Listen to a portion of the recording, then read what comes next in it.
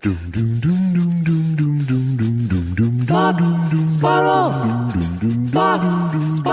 2 Jews, 2 mics, 2 hours, starting now. Now, when we first decided to do the show again, and remember, I was holding out for more money, which made no sense. Right. I kept thinking you were going to fold. Uh-huh. But how do I save a joke like this? It turns out your strong arm, not that strong. You weak-armed me. Yes.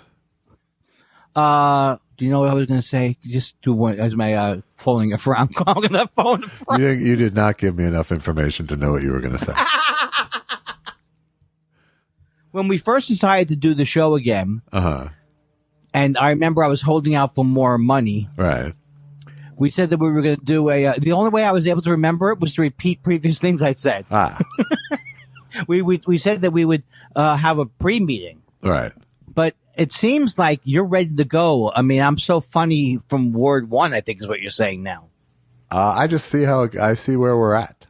If there's you're like a doctor. If there's a lot of business that doesn't sound like entertainment, I'll tend to restart the show a few minutes in. Oh no! That was terrible. I sucked. Somehow I had a little bit of vagal remaining. I sucked it in my mouth by breathing it. Oh my God! Who needs it? Can you take this out? No, that's what I was about to open with, and now we have to start over again. People think of my mouth, I think, a lot. Like, what is this guy? Is he so old he can't get? Well, I don't know why this is funny to me. Your mouth makes a lot of sounds on this show besides talking. Is this the best time to tell me? I don't think that's. First of all, I don't think that's true. Yeah. I mean, first of all, why would you say something like that? You're going to make me self-conscious. That's not an easy sound to make. Can you do that one? That's the wake apnea, isn't it? Yeah, that's the problem. Why my sleep problems are so hard to deal with is I have wake apnea. Yes. You see, I like things that just sound funny. Now I'm done. There's no joke. It was like I was on my way to something. Sleep apnea. I don't think so, 80s comedian. More like wake apnea. Comedy was easier back when it just was the structure that would get people to laugh. Yeah, when standards were lower, everything was better. Have we talked since Friday night? Since didn't you have another event? Oh, we did. It was. And how'd it go? It went great, actually. Wait, am I supposed to not know that Bill Maher came down there, or he did go down there? He did come down there.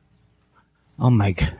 Oh, is this going to get into where soon you're going to go, I got to tell you, the guy is very, you must have gotten a bad feeling from him because he's the nicest man. I did not speak to him that night, but I did see him there politely in the audience. Wow. And he sent a nice email to Rich, apparently. I just don't even imagine he can do that. Bill Maher. To me, he's such an awful person that he has evil people around him. Yeah. And he's never in a good mood, and he never sends an email to somebody. Why am I trying to make this deal? I'm not. Look, I hope this deal goes through. There's no deal. The guy, he's a friend of Rich's, and he came to the show.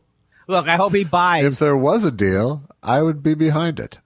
Okay. I'm behind. If Bill Maher wanted to get behind this show, I would not feel like I was making Nazi baby toys.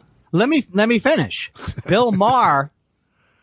There are some people who should be on this show, but it wasn't a prospective deal that brought him to the show. It was. For some reason I thought 40 years of friendship with Rich, I think.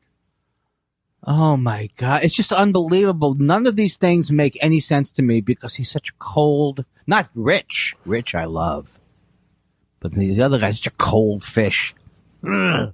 Anyway, this is what I do in my off time is I try and screw up other deals. But most importantly, the show went really well and Rich was really good. And we got some time to work together during the day on Friday and it was good. Oh, that's really cool. Did you ever, no, forget that. All right. So, what is the show? Can I just ask what the show consists of? It's about the history of stand-up comedy. So it's kind of Rich talking about it and then, interviewing guests? No guests, just him. It's entertaining lecture style. Oh, so it's what Robert Wool would have tried to do, but with actual intelligence and interesting Yeah. things. I mean, I'm not using that as a template. You know what that was called? Assume the position. Right.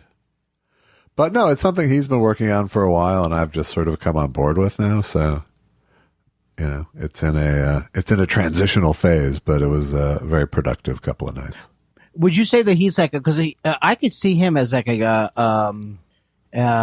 Colin Quinn, like Colin Quinnish, like the history type thing? Why am I trying to get a little bit? But he's genuinely enthusiastic about it, right? You know, yeah. it's there isn't he doesn't bring the acidy quality that Colin Quinn brings to the table. Oh, right. I've never actually seen an extended Colin Quinn show, so I actually love Colin Quinn as a comedian, but I don't know if I'm interested in the shows that he does because I don't know if right now I need to hear someone from the conservative side. Right. I just don't need it. I don't need it. Isn't that what he's kind of like? Look, both sides. He's a little both-sidey guy. Except that he doesn't. I'm not like sure exactly how he comes at it. I'm only somewhat more sure than. But it seems like he's kind of removed from the process, so he can take shots in either direction. Right.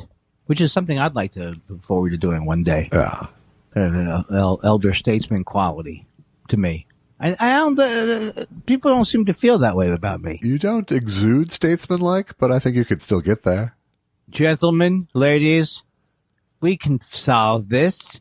Joe Manchin, what do you need? What do you need from me, Joe Manchin? What are you looking for? What could I say right now that would make a Mr. Joe Manchin say, deal? I was hoping you'd play Joe Manchin. You know, sometimes I'm sorry. I thought, like you know how Martin Lewis, after all those years together, they still didn't work any better together, and they hated their guts. Yeah, each other's guts. I thought we'd have the opposite thing. Like by this time, you would be completing my sentences because we've been together. It's like the second week in a row you've tried for that. I tried for finishing to. We've been doing this show so long, Josh. You pretty much know what I'm going to. Cheeseburger. No, say. Oh, say. I still think I love the comedy bit where the guy does not understand what you're trying to say. Cheeseburger. Prunes. Things you do. What's the show that the Ames will ever go? Things you do for this. Things you do for 40. That's a different show. I think you're thinking of the $25,000 pyramid. You know, I was watching today. I know you don't want to bring it up because you're a big fan of the show, but I was watching that Price is Right for a couple minutes because my TV's stuck. Yeah. I have an old style changer. Things a liar might say. And that is the worst show. First of all, I don't believe that show was that bad with Bob Barker. I believe that Bob Barker was more conversational than Drew Carey is. That's the thing that I think is ironic. I know you hate this conversation. I'm just trying to fill space with a little bit. I mean, this is something that recently happened to me. It's in the news, Josh. It's in the news. He goes, it's a vending machine. All right, Susie, it's a vending machine. Okay. And then I'll now put the coin in the vending machine.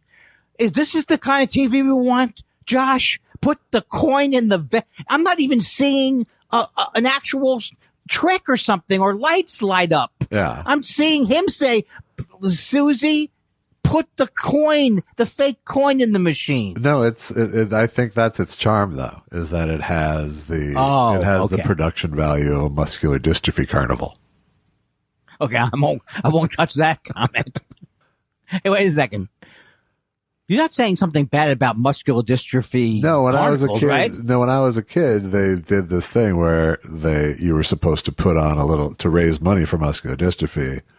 They suggested you put on your own little muscular dystrophy carnival at your home. That's kind of cool. But you never said to get muscular dystrophy, right? You made it very clear. Mr. Comedy. The people who know will know, I think, what I was talking about. Yes, I think they will. I'd like to think my 4 years of track record would protect me from the other assumptions. Oh no! I mean, you know what? I apologize if in any way I wish I could thump her more. Yeah. Yeah. That would be a useful skill for you. It would be a good acting skill. Yes. Did you see Michael Keaton on 60 Minutes last night? This is the kind of conversation I might have had 30 years ago. I did not. It's true. You could have said that 30 years ago. I like that Michael Keaton. I got to tell you, that guy is very funny. And he also said that when he first did the first movie, which I loved, I didn't know why I see you as a movie buff. Yeah. I don't see myself as a movie buff, but I've seen almost every Michael Keaton movie. I've been fascinated with him, and I've loved him from the first time that I saw him in a movie. Okay. And so I was trying to decide if I could name like 7 in a row that you hadn't seen. I think, well, certainly there's some I have not seen. I didn't see the one where he was a mom. Yeah. I didn't see that one. Yeah. I saw ones that other people probably wouldn't have thought I'd seen, which is Clean and Sober. I loved him in Clean and Sober. Yeah. So does that indicate that there was a time period where I kind of went to the movie theaters? I don't know. I've always loved him. And so when he was in that first movie, Night Shift, I saw that movie in the movie theater. I don't know why I would have, but I loved that movie. Yeah. I loved him in that movie. And he was walking around with a little tape recorder saying things like, get the tuna fish to eat the mayonnaise. Feed mayonnaise to tuna fish. And that was okay. The thing that I loved, though, he was on the 60 Minutes, and he was saying that the fact that he could improv was like they loved that, so that he could be very comfortable, and he had done stand-up background. Right. That was really attractive to the people who were doing the movie. Really? Well, then tell that to Phil Rosenthal, Josh, who wouldn't let me ad-lib. He wouldn't let me ad-lib. No. Yeah. Tell that to Phil Rosenthal, Josh. A little different on a multi-camera sitcom, Andy. Shh. A little different. Shut up. Shut the fuck up. I'm making a point. I mean, why is it? I'm trying to think of what my argument would be. Well, but Ray Romano was allowed to ad-lib on the second take. What was the order of the call sheet again? Oh my God, you're pulling the call sheet on. I pulled a Saget on you. He pulled a Saget. It still makes me laugh because I can see Saget. He's like all the way up there. He's like tall. When people put me down, I always remember how tall they are. Yeah. And he's like, Andy, let me stop you right there. Where are you in the call sheet? I didn't even know he was talking about. Where am I? A call sheet. Yes, I'm pro call sheet. That's what I thought he was asking me. Are you? But you know what? Where do you come down on the call sheet? I'll tell you something though. When I look back at my amazing career, and I think you would say it's amazing. When I think of the things, no, the only thing I take issue with is you looking back on it. Oh, in the middle of it, like you are. Why is that? Like, what kind of a move is that? I'm trying to give you a pep talk. Like it's not all in the rear. Oh, it's not all in the rear view mirror, my friend. Oh well, then why am I taking shows where I look at the club, the people in the club with the rear? That's the actual gimmick. Yeah. As I look at them with the rear view mirror. No, I realize that there's a lot of things coming up for me. This is the 70 is going to be the new time period where most men will die. I'm sorry. No, did I say that right? It's the same one. It's not the new one. Am I supposed to be dead by now, or is it at 67? When am I supposed to be dead? No, you're good until your 70s. You really saying that? Actuarially. Well, actuarially, Andy. I love this kind of wordplay. Put the thing in the thing, get $50.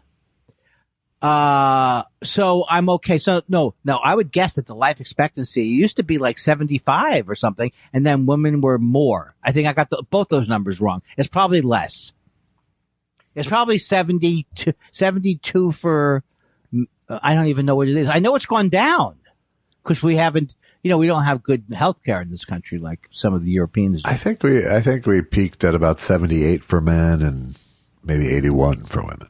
Why are we peaking? Shouldn't it be like, I thought by now it would be 95, 100 for men. I know. I mean, I'm telling you, we're Josh, just getting to working pig organs now. Oh, that documentary. I've seen this documentary, the documentary made of it. And I also listened to the 7-part, podcast series made about it. Is this guy, this Dr. Death series, which I have enjoyed all of the series of them. But this is the guy who, is like a Paolo is his name, and he's an Italian. He was putting in these plastic, tubing things for people to breathe, and he was saying things like, I'm going to bathe them in stem cells. And this guy was a world class doctor, and he fooled this NBC producer into thinking he was for real and that the Pope was going to do their wedding. It was really, really unbelievable. It was very good. I don't know if I'm selling it well. Oh, you're such a good storyteller that it was hard not to get roped in. So, Andy, tell us what's coming up. Andy, don't tell us what's coming up. We've done studies, and most people fall asleep during your build-up. Oh, folks, it's going to be a good one. All right. Well, all right. Look. Settle it. All right. All right. Look, I didn't have as much time to prepare for the show. Normally, I spend Mondays, Tuesdays, and Wednesdays, thinking about topics. Right. The note cards go up. I don't start seriously working on the first hour. By the way, did you get your office re-corkboarded? I know it was all falling apart from all the paint action. Yes. Now I feel like I can switch ideas. The structure of the show will remain the same. Two idiots desperately trying to get through a conversation. Right. But I have a mixed. Hold on. Let me move this one thing. Andy pretends to lose his place. See, we can move that around in the show. Right. You've worked with, see, I've never worked with I've never been on a thing where I could see a board. Yeah. Where it said, this is the thing. And then you'd work. I mean, where is that procedure used? Is it for sitcoms? It's used, in any television. No, talk shows. No, it's used in both. Shut up and let me finish. All right. In a talk show format, you would move segments around. Yes, so I would, yes. And who are you getting? The guests they used to do on Larry Sanders. But in a writing room, you're having to break a story and the beats that happen in a story. You know what? Sounds terrible. It's more often than not a dry erase situation when you're doing that. Right. And you're laying a lot of pipe. I don't think people know how much pipe you lay. There's a lot of pipe goes on in there. I don't know. I think it's going to be a thing. Sometimes we'll even bury cable. Yes. I paid extra when I moved in to have all of my phone lines buried. Nothing. No, it was nothing, Andy. You don't get anything until it's something either that moves the conversation along or is an interesting side. Yeah, funny is a bonus. Yeah, to me, I say to myself before the shows, just don't try and be funny. Maybe that'll work. Yeah, and it does. Now, you see, here's the thing where I'm worried about. I'm getting into I enjoy this personality of the fuck up, but I feel like this is going to come back to bite me. Yeah. In a month, when you say, "Did you hear my Holocaust sting?" Did you get a chance to listen to my is it stings that you're making? Sure. Did you listen to my Holocaust sting? Well, I don't think it was funny that you made a Holocaust sting. Ba ba ba bing ding Holocaust. Ooh, here's how I imagine you doing Holocaust. Oh, Holocaust. Andy and Josh talking about the Holocaust. I guess it's better when you have a machine and a thing. What sort of machine? The machine you have, which is the many-track machine, which I'm going to get. No, you're not. I am when I finish my taxes. And we have one more year on the taxes. You're not.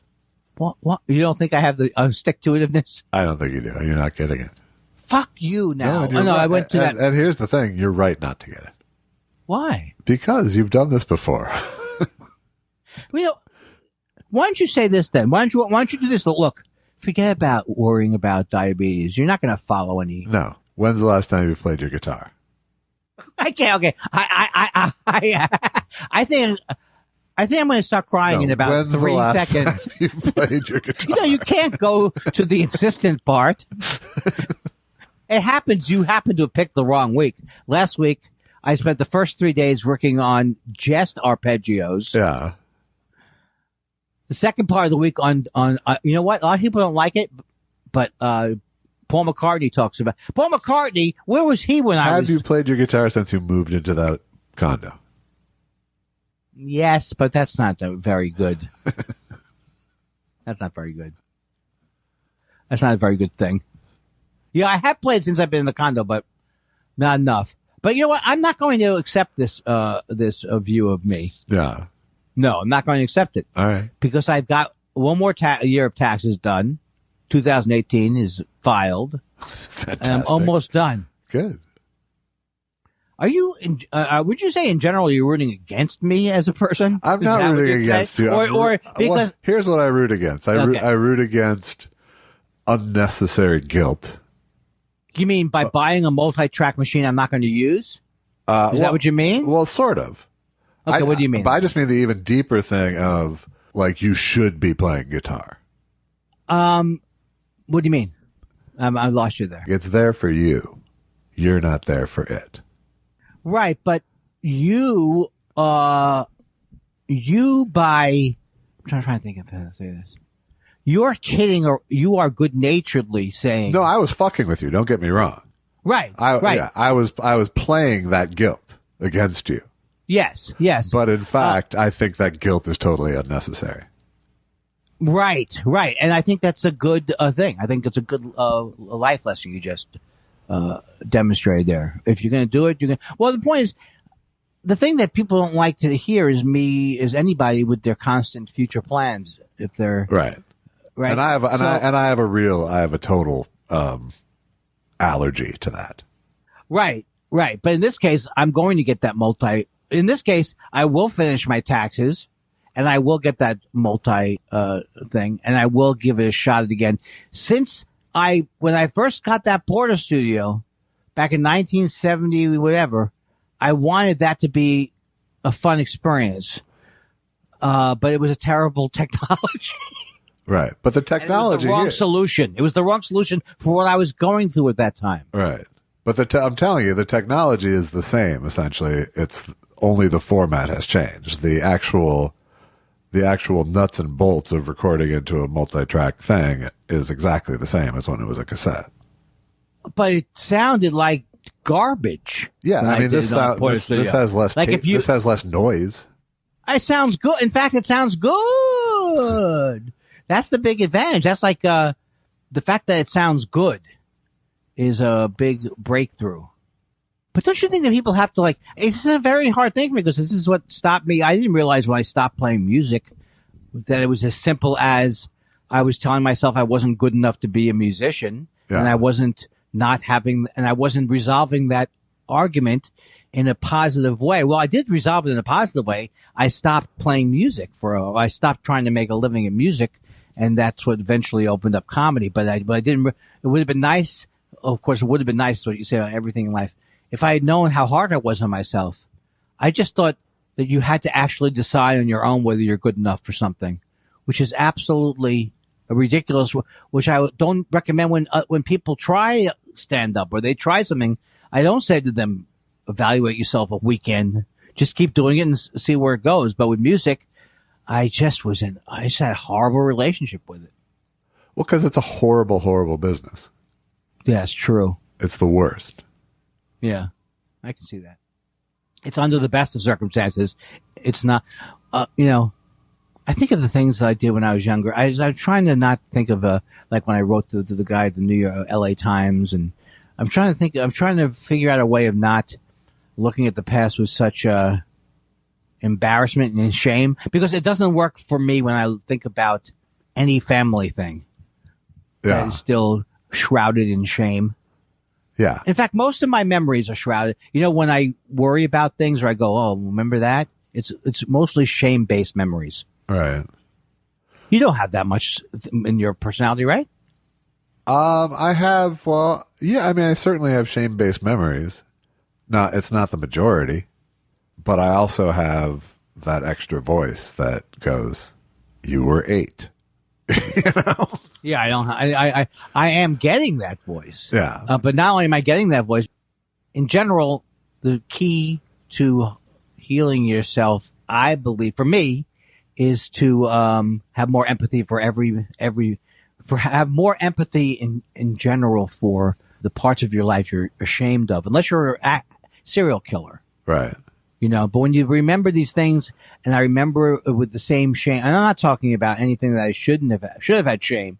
Obviously, I have a problem with my thinking that I'm a bad person, all that kind of stuff. But that stuff doesn't help you eventually it just brings you more. It's Nowheresville. It is Nowheresville, and it's part. I mean, really it's part of the same package that tells you that you should be playing music when you neither should nor shouldn't. You know. Well, I think what you've said is really a very cool way of thinking about it, because when you listen to Allison, I mean, I think she's fantastic, and I think you're Me fantastic. Too. So it's not about the me part, the her part. It's not about no. You're very talented. You're a very talented man. I don't know why I said it like that, but the point is that how you feel about what you've done in your life usually is up to you in most cases. Right. So if you are going to want to play music, you should, want to play music or anything that you want to do, you should be doing it for the moment anyway. Right. So, I mean, as I said, I was working at the play the other day, and we were filming some things, and I was talking with Rich and the camera guy, and he was talking about someone who had totally unrealistic expectations for a project they were working on, just like crazy. Like, if we sell 1 million, then we'll blah, blah, And, right. And I was just like, I gave up on outcomes so long ago. Yeah. If I worried about outcomes, I wouldn't have made most of the shit I've made in my life, Well, first of all, you don't tend to, it's like neither one of us tend to we just think of like, I mean, maybe I'm assuming for you, when you think of like, is this funny or is it not funny? I mean, I don't spend a lot of time wondering if it'll take off or if it's good enough for other people. I mean, if it makes me laugh, that's all that's all I can do. Right. I mean, I certainly can't make you laugh with somebody else's sense of humor. Right. Yeah. I mean, for me, it's also just you have to make a decision. It's like, what gives me joy is making things. Yeah. And if I put all of that power in other people's hands, whether or not I can make stuff, then I take a whole lot of joy out of my life, All right. And I would say but the downside of that is that I end up making shit that, a tiny amount of people see and respond to, because I didn't wait for someone else to get excited about it, But I feel like it's possible no one else will ever get excited about it, and I need to dig in on what I'm excited about. Right. Although I think that you tend to be a cynical person and I don't think that you tend to see, I think you can be hard on yourself and how you see yourself sometimes. I think I go both ways. I think I can be probably overly generous with myself too. Oh, that's good. Well, why would that ever be bad? But I don't think I have. I maybe have a negative, or a skewed view of how the world views me, which I see as fairly dismissively. Right. But I still have maintained a perhaps Rupert Pupkin-like, confidence in what I do, Right. But I guess what I'm saying is that I think a lot of people's, not you necessarily, but a lot of people's disappointment comes from, like, I use the example of Catherine O'Hara when I've said this before, when someone, I forgot who it was asking her questions about SCTV. It's like when you're the person going through it, sometimes you don't feel like she was saying she didn't feel it. I forgot how I got this idea though. That's like she didn't feel like, hey, I'm on SCTV while it was going on. Right. Yeah. And I think I'm not someone who does either. Right. But I think the thing is that we sometimes can miss, I'm talking about for myself now, is that these things were objectively great. Like, me putting out an album, whatever the thing is, it's objectively, I'm proud of that album. So if I go further with it, I'm only going to get into territories that are, if I further question it, like, well, how many did I sell? So it's like, as I've gotten older, I've really kind of put that thing to bed, because I remember 15 years ago, I wasn't happy with anything really. Well, maybe have a tendency to look back with, whatever it's called, when you think it's worse, when you think you were worse when it was just, you were going through growing changes. Yeah.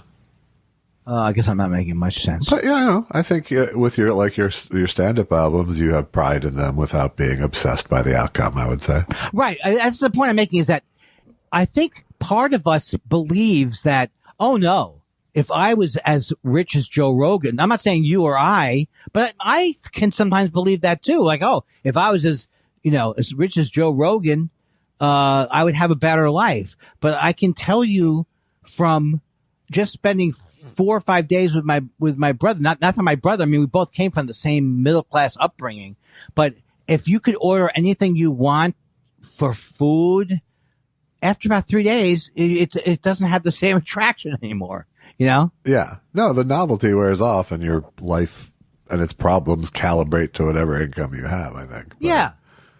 And so and you're I've never, to me, I've only, the only value that money truly has to me is, the only happiness affecting value it has is just anxiety level, I'm with you 1,000,000% on it.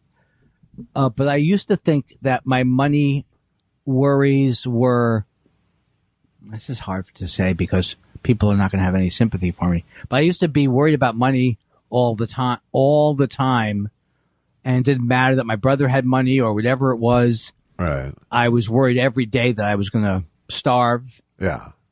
I don't have that as much anymore, but I also don't have I've got to do a sitcom thing. And I'm just, I guess I've said this a million times before. There's a good part of aging. There is. The ambition draining away is one of the great gifts. Because the ambition. Because I don't mean ambition in a good way. I mean ambition. Right, not in a good, right. Yeah. It's the negative way of how come, wanting more. Yeah. But I don't think you're a good view, or you necessarily have to be a good view, or any of us are a good view of what our lives have meant, because you've been involved in a million different things. No, and I think, I honest to God, I think you have to understand. I don't have a smidge of bitterness or unhappiness about it. Oh, I don't think. Well, I really you don't have a smidge. No, but I think that your perception of how you are in the world, I don't think is a. But to me, that's more. That's more an observation than it is a lament. Okay, that makes sense. You know what I mean? It's like yes. At a certain point, I realized I don't have that certain universal spark that people spark to. It's a much more specific taste. And that's just a fact that I adjusted to. It wasn't. It isn't a lament. It isn't like an injustice. It isn't. It's just. It's almost like it's accepting chemistry in a way. Right. So. But I don't know about that. But I know. I mean, I'm just saying. I don't think it's like I don't think it's like a law of the universe that people don't like me or something. Right. Right. Yeah. I just mean that my skill set is not as a personality on. It's not as my public persona is not the thing that's special about me. But I believe there are many special things about me and my skill set. Well, I would disagree because this is your public persona to me. Yeah, and there's a very small group of people listening and enjoying it, and I'm fine with that. Right, but that's, and not a very small group of people, thousands of people, but Okay, but let me just say this. For example, there's nothing inherently that Karen. Let's say here's my problem with it. There's nothing inherently that Karen. I'm not saying there's a problem with it, but like someone like Karen Kilgariff, I don't believe that. Oh well, there's a reason why her show makes millions of dollars, because she's objectively better at doing true crime than everybody else. I think those are the things that you're not in control of, is how big things get. I still think that could be true tomorrow. Like I know you don't think our podcast would get. But I also think she made Karen Kilgariff specifically this. Since that's the example you used, picked a topic that people fucking love. I'm not arguing our anything. Topic is old Jewish men. Right, but I'm not. I understand that. But you couldn't have predicted that going in. That No, Karen of course Kilgariff, not. No, that was going to be a magic podcast. No, of course not. And there's somebody who at her age is all of us. Was not. I've always thought she was the funniest person in the world, but a lot of people. I'm just saying we're not in control of the. I guess she's making $5 million a year. Yeah. On that podcast. Now, my point is, there's something about when we. And I'm not even talking about you or me. There's something about thinking that I have this as part of my thinking in general. Well, she's happier. She worked it out with the thing.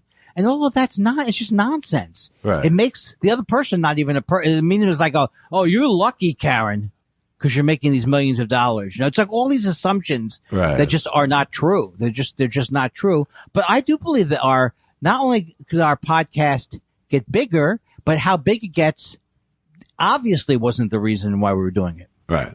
Except if it didn't get one more listener for 12 more years, and then maybe I'm trying to think of when the amount of people would matter to me, although it does matter to me. I would be happy if we had more people. But are you going to do things to make it happen, like advertise? I mean, to me, what bothers me is a decline. You know, a straight line doesn't bother me so much, but a decline tells me something is wearing off. You know. So, right. and I think, in the case of our recent break and stuff, it was a combination of all of the above. We were wearing out. Yes. So, but the point is, like, I'm having more fun with the shows. That's 99% of it, right? 99% of it is how our relationship is going. And are we getting, you know what I mean? Like, is our friendship going along with? Yeah, because this show is about our friendship, essentially. Right. I don't know. I guess I'm always, since I was a little kid, I never am letting the part of me go since I was play acting as Willie Mays since I was 4 years old. I guess I'm never going to lose that side of me that's like, oh, who knows how big the podcast will get? I don't know how big it can get. Right. You know? But I mean, that's being like, oh yeah, I'm money in the bank. You get those two Jews, Andy and Josh. That's money in the bank. Yeah. But and I come from more like, all right, this is what it is. And this is who it appeals to, and I'm good with that. You know, that makes it feel like it's worth doing.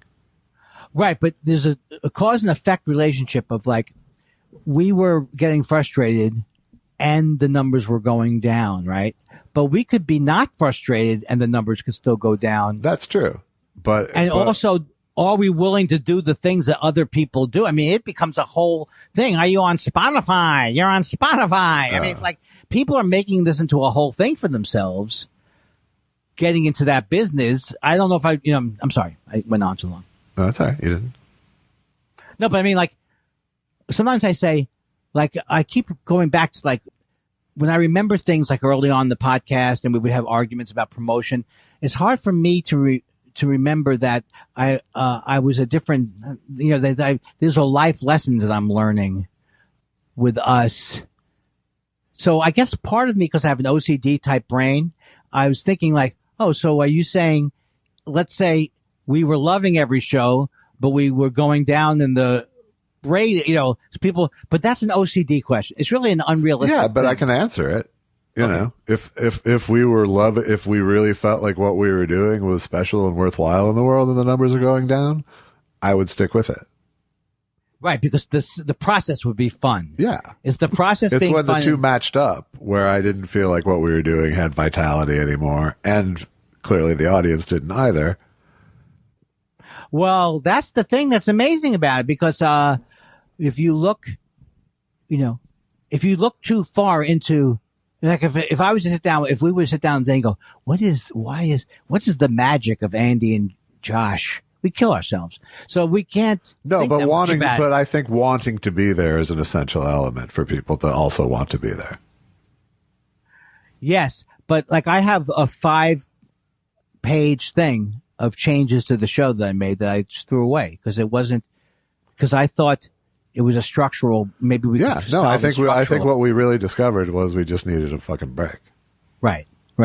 So there's an OCD part of my brain that is just constantly goes over and over things, and so I realized that when you said that, we're happy with it. The OCD part is me thinking, okay, Josh, we had a great show and we lost 7 viewers. That's the OCD part. Yeah. No, that part, first of all, it's I only look at long-term trends, not week to week, because we've always sort of, had little 3-week cycles of up and down, Yes. But it's, like I said, it's all these other yardsticks. Because it's not our job and it's not going to be our living, we have to judge it by all these other yardsticks. A, is it fun? B, do we like doing it? do we feel like it's a worthwhile thing to put in the world? Right. The thing that's exciting to me is that there's a life to something, and I know this is I don't want to get too much into navel gazing, Josh. It's pretty self-referential this yeah, hour. So but I promise next okay. week won't be. Next week won't be. That's right. But it's like I forgot what I was going to say now. But the point is, it is what it is a thing. I say it is a thing. It's like I want to think it's different when I listen to shows I like. I want to think, well, these guys have solved it more than me, but that's just not true. Right. It's like people listen to the shows they want to listen to. You really can't predict completely. Like, to me, like sometimes I'll go, when we were going through that problem, I was like, oh, people listening to us, they're getting annoyed with us, and you start to put yourself in the position of a listener. This is a no-win situation. Right. It's like if you just go, how entertaining are we? It just there's nothing you can gain from that kind of a thing. You just like, are you enjoying it? Are you doing the things that make it fun? And I think sometimes it's like, I mean, I listen to a lot of podcasts, so I mean, I see how the thing works a little bit. Right. But it's like, one of the things I want to tell you is, some of these shows they do go into, they advertise things. It's just awful because I start to feel like pushed by whatever the sponsors are.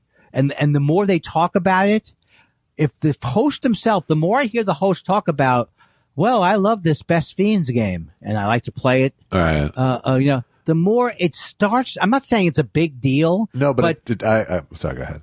Go ahead. I'm saying, I get what you're saying. It kind of taints the credibility of everything else. Yeah, that's right. And you had that going in. Yeah. Had that feeling going in. And I couldn't quite figure, I was thinking, oh no, it'll be funny. But it's not funny because it's ultimately, I'm going to fast forward whatever you're going to do because I don't believe you care that much about, I can't even remember the names of the products now. This used to be Squarespace. Right. But whatever it is that you're looking at, I think everybody gets now that you can get 10% off of something the first time you get it. Yeah. It's bad enough we're all pretending we're radio personalities, but then if we have to pretend we're pitchmen too. It's 65 years old downtown Los Angeles. I think what you said is so funny because I think it gets people to thinking, I'm a radio guy like in 2000. Go, we're radio people now. Nobody wanted to be a radio person. They wanted to get out of radio. Exactly. That was the dead end everyone was trying to avoid.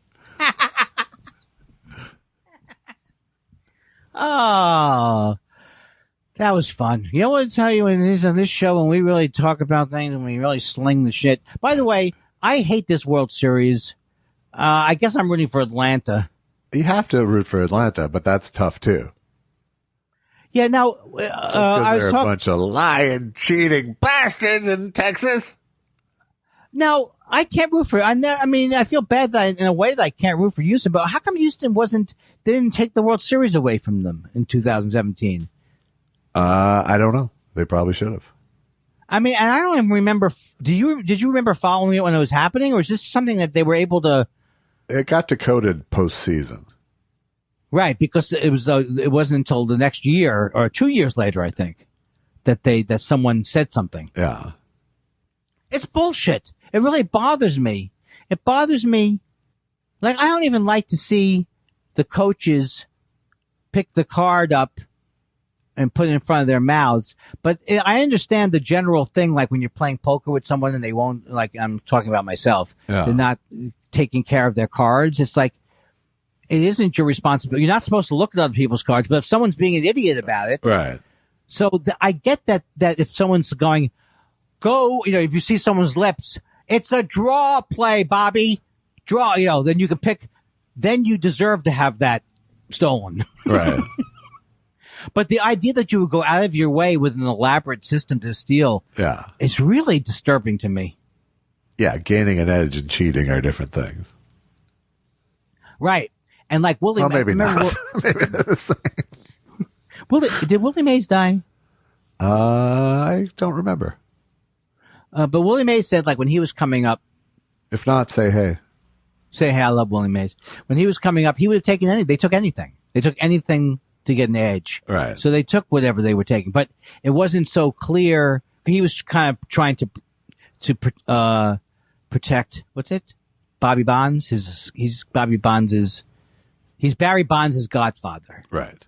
So he was trying to kind of stick up for Barry Bonds, saying, look, we did anything. And I think that's true. It just happened to be that this thing would have been the death of I think it will be the death of sports if they don't.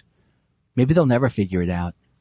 I don't think it's as rampant as it once was, but it wasn't. It's not. And it doesn't even I'll never forget when Mark McGwire looked like a monster and Sammy Sosa, they looked like, I think so did Barry Bonds, if you look at him versus 10 years before that.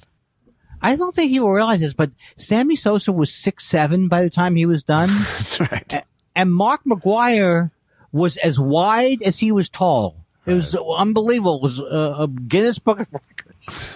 But when those guys would be celebrating, and I think Sammy Sosa hit 80 that year, and Mark McGwire hit 93. Right.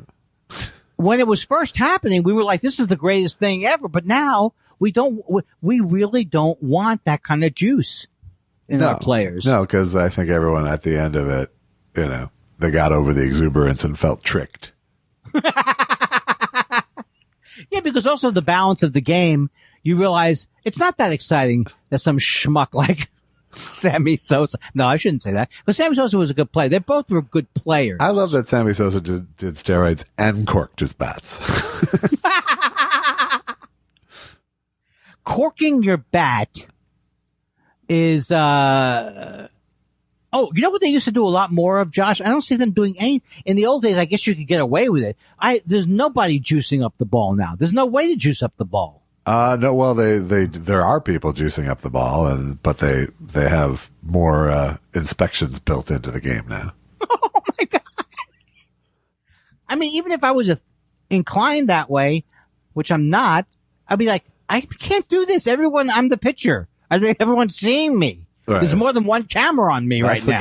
That's the magician-like coolness of it, though. Kindler, why do you have? It's my nails. It's just that my nails are a little. I'm just trimming my nails. Yeah. First of all, what's that? But historically, there's people who put shit under the brim of their hat or behind their ear. Or, Well, that's what that Vitalis commercial was so popular. It was like, no, I'm not juicing up the ball. Right. I'm using Vitalis. In those days, I mean, there was a time period where every pitcher, if you would hit you with the ball once or twice a game. Right. If you got on their nerves. Right. Like some of these guys, like Bob Gibson, they said would hit you in the head. I mean, I think Juan Marichal hit someone in the head with a baseball bat. Yeah, no, they would, if you were crowding the plate, they'd take it back from you. Yeah. And I'm trying to remember, how come they didn't have I have to scold my dog. Not right now. Okay. No. Both my dogs are staring at me. You wear the pants in your family. Oh, do you want to go feed them? Okay, go. No, this is treat related, not food related. I can't believe it.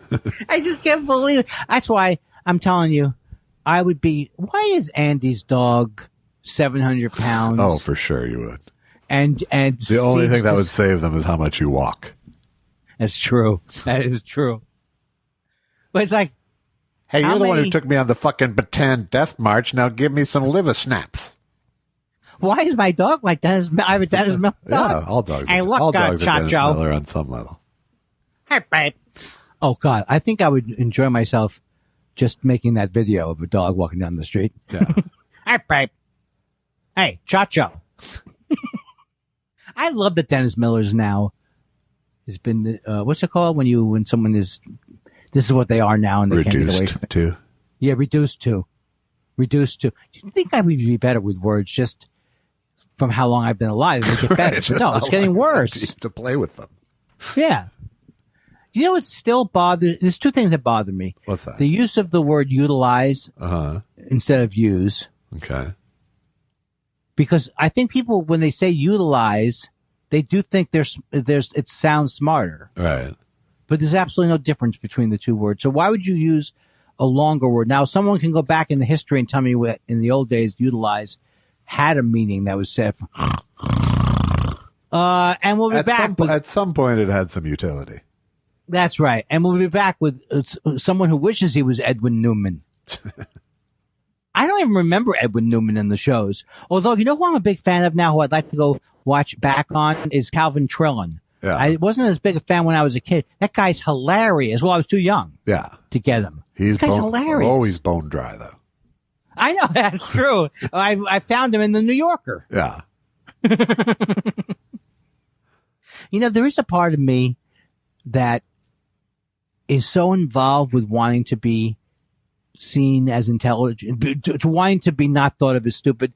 It just shows me that how ingrained that part of my issue is. Right. You know? It's not for everybody. You know, Right. Some people will go their whole lives and they don't think about their intelligence level. You know why they do that? Because they're stupid. They're smarter than you. Yeah, exactly. But not now. But now I'm getting, but now I love, I was going to tell you this. I know this is off the subject, but I was remembering some of the arguments I had with atheists online. And and it's like, now I know what was propelling it. But I would have arguments like, I don't really know much about deism or theism. Yeah. I believe in God. I believe something's going on. But when I would get into these arguments, they would say, well, are you a deist or a theist? I'd look it up online and I would say the wrong word. And then they would go, you're a fucking theist? You cunt. And I was like, back to these. And I was like, why didn't I mean, I'm glad it's good to see it, to go back and go, oh, what you were doing there was trying to prove your self-worth to somebody else. Right. You know, and they were trying to prove that they're intellectually smarter about whether there's a God or not. Right. But now I don't believe and that. they were that's doing it on intellectual. Twitter.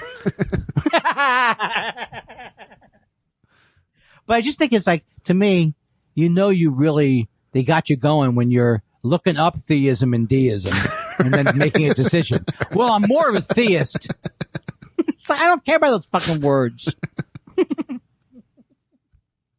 So I don't imagine, it's so funny because I don't imagine myself getting in trouble like that again online. I mean, it's been a long time. I mean, I have things where I fall back out of.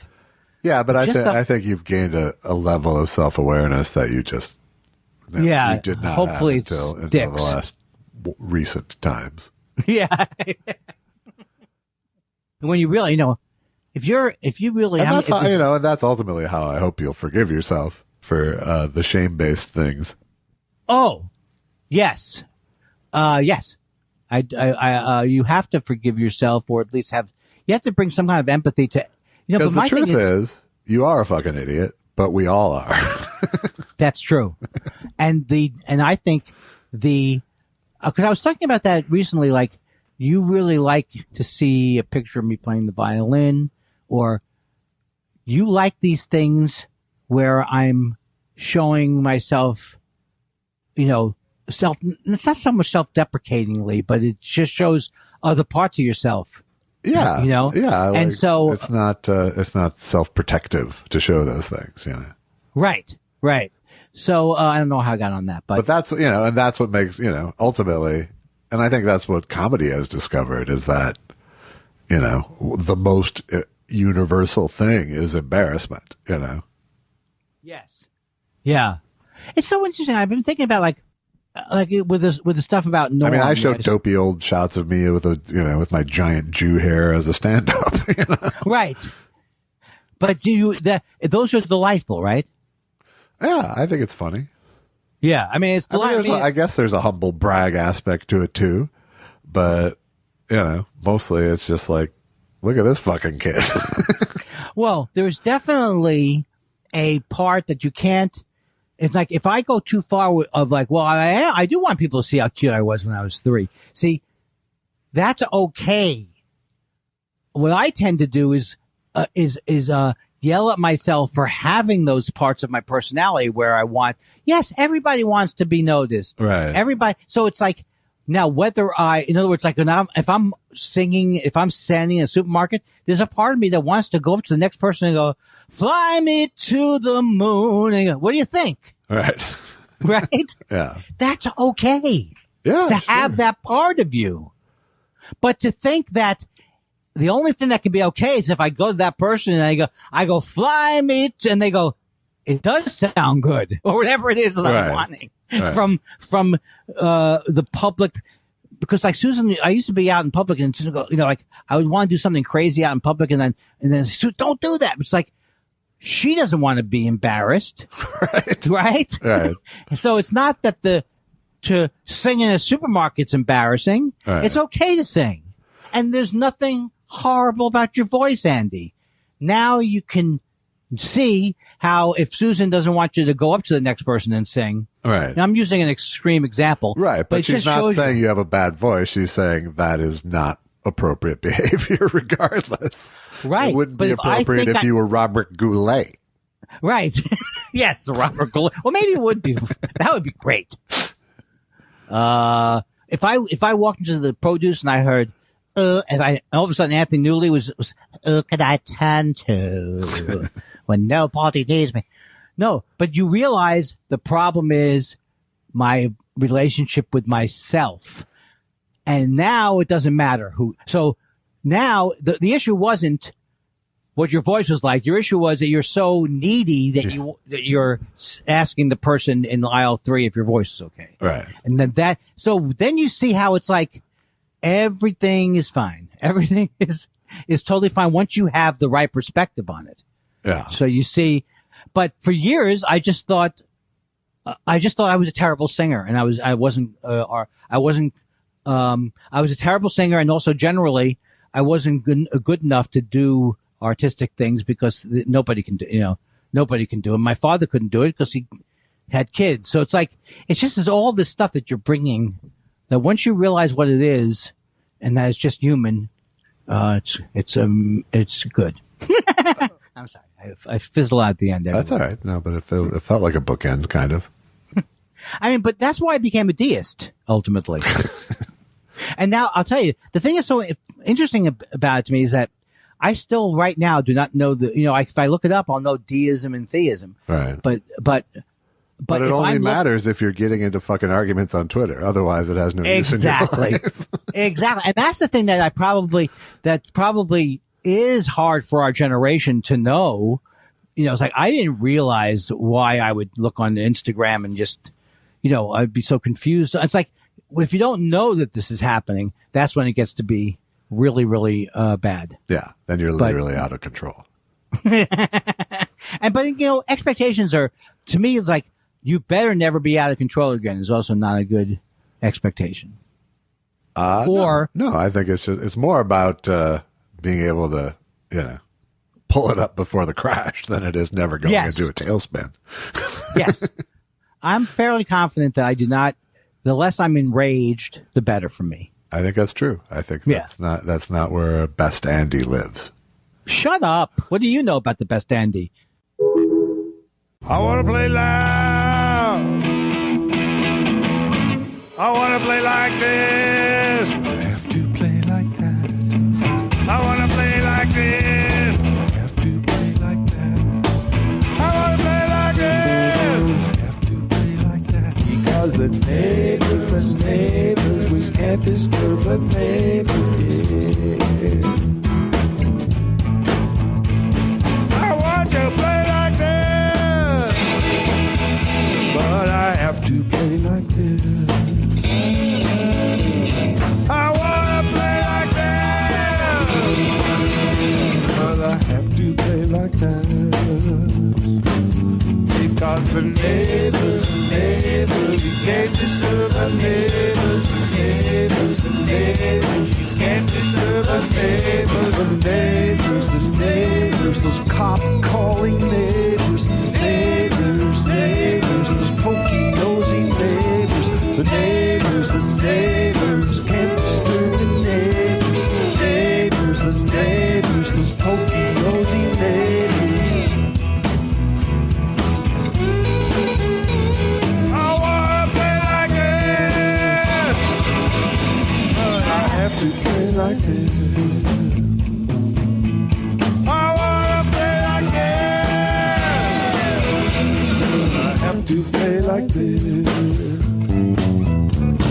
The neighbors, watch out,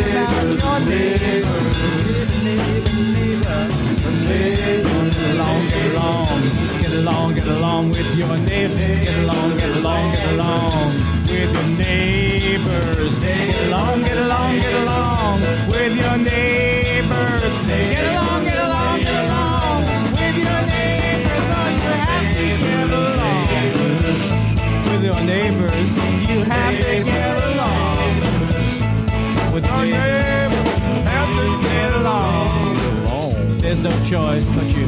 Get along, little doggy, with your neighbor.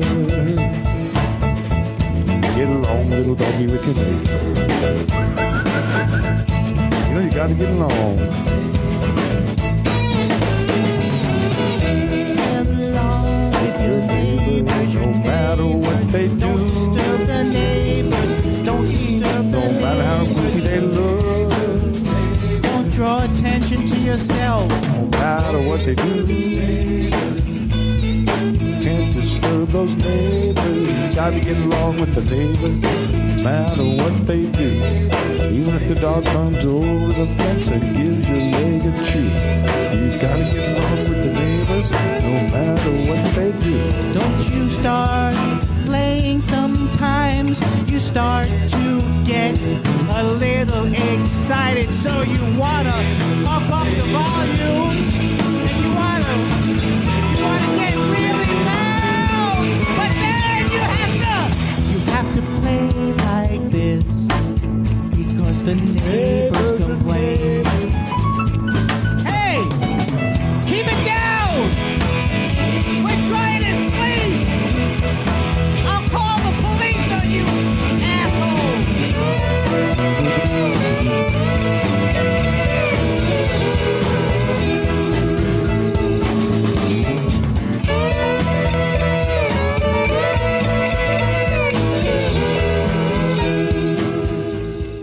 Hi. Excuse me. Hi, is Josh there? I'll get him. It's okay. Hold on. I'll wait. There's some asshole on the phone. I'll be right there. Huh? Okay, I'll tell him. He'll be right here. Okay, I'll wait. What? Oh God, what? You sound angry. Oh, they said it was a deranged telemarketer. Sorry. Oh, okay. So then that's okay. I want you to know that I sent a note and sent a text to Susan at 10:46, and I said, "Ready." Good. Ready. And she came in. I just started Did she going come into through. the room in lingerie? That's so funny to me. That's so. I can't think of, and I'm going to be honest, and I don't think she'd mind me saying this. I can't think of any similar situation Yes. where she came in with something skimpy. Yeah. Hi, Andy. Besides you. Hi, Tiger. Besides what, me? Yes. Hey.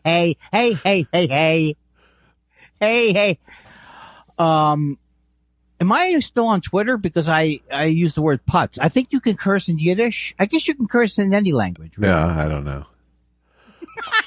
All I know is you were last time we talked, you were talking about how you can put away your rage, and then I went on Twitter later that day, and it was just like a rage explosion.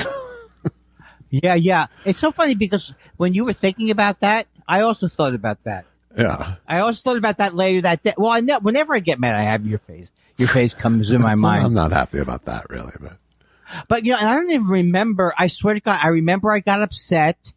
Oh, no. Didn't I just call horrible people horrible? Or did I get in an argument with somebody? I thought you might have attributed a little too much venom to Peter Sagal. I hate that guy. Apparently. Okay? Apparently. Okay, I hate that guy. It's all right. No, it's okay. It's okay. I can't stand him. I hate that. There's two parts to this. I hate that guy, and I was looking for trouble.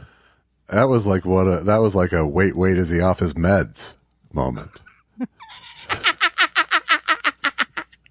Wait. Where's his game show? Wait.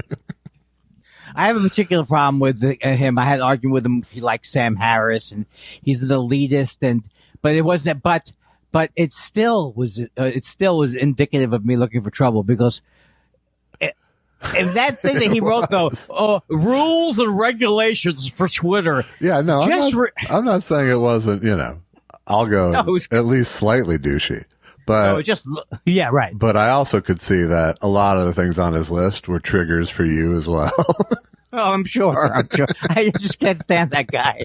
I just can't stand him. It's like liverwurst. Yeah. That's not true. I actually liked liverwurst. Okay, so you're right about that. Okay. Yeah, and then it made me think also that why do I ever say anything about how I'm getting better? What's the point of that kind of comment? Fake doesn't allow enough Fake it till you backsliding. make it? I don't know. What's that? Fake it till you make it, perhaps? I like that one. No, I don't. I hate that kind of thing. No. So you're absolutely right. Oh, by the way, BTW. I had to speak to Social Security today. Are you and, in? I locked myself out of my account like 5 minutes before the meeting because I realized I'd never made up a username. But they don't care, and they're very nice. Yeah. And everything got, but I don't know. I think I'm okay. Yeah. Isn't that a great story? Were they just confirming you were who you said you were to prevent fraud, or what was their deal? Well, their whole thing, basically the whole thing is they want to know that the person who's trying to get into Social Security is me. Right. That's what I just asked. Yeah. What? No. Oh, I think I know what you're trying to ask, Josh. Yes, I think. Let me fill it in for you. They're trying to figure out if I'm me. Gotcha. Can you nutshell it for me? I love that. Nutshelling. All right. So here's the thing. Yeah. I have no thing, so that's why I said here's the thing. It's one of my stall tactics. Okay. Now look, we're talking today because you haven't been to. So what's going? Are you nervous? Because I'm nervous for you now. About jury duty? Yeah. No. Well, now we're down to the last day. That makes me more nervous? But I forgot. Do you want to go into jury duty? Well, You no. don't Of course, my preference is to not go. Oh, I thought you said you were ready to go. Well, I'm ready to go because I just assume I'm going to get called. And why? What's the point in denial? Well, But that's true. and I was extra ready because it's nearby. But my preference is still strongly to stay home. Oh, that's right. That's right. Nearby. It really is nearby. Yeah. Well, whenever But I'm still assuming I'm going to get called tomorrow. It's happened before. Okay, but I've been strung along to Friday before, which sucks because then if I get on a jury, it bleeds into next week, and I have to leave town next Friday, and blah blah blah blah blah. Oh yeah, right. Now, but would you say that you start to worry about that big time, or you just put that in the back of nothing you can do, you put it in the back of your mind? I don't Kindler about it, but it's okay. You don't Kindler back. That's what I've been going. I just realized as the week goes on, but then I thought as the week goes on, though, isn't it indicative that they don't need as many jury pools, or I don't know. No, it's not worth trying to figure out. Especially when you have no skills. I'll know at 7:00 out. tonight what's going down. So. All right, and that's it. That's it. Okay. The center of my universe right now is actually my left big toe. Old Jew Medical Corner, which I think stub is too weak a word for what I did to it yesterday. What happened? I was cleaning shit out of my pool and not paying attention as I was walking and tripped over a step, stubbed my toe fucking hard in very soft shoes. And then, I tripped. So I went forward and I was I thought I'd recovered it. Then it was no, I'm going down. And I could see as I was going down that my head was aimed right for the corner of a stone step.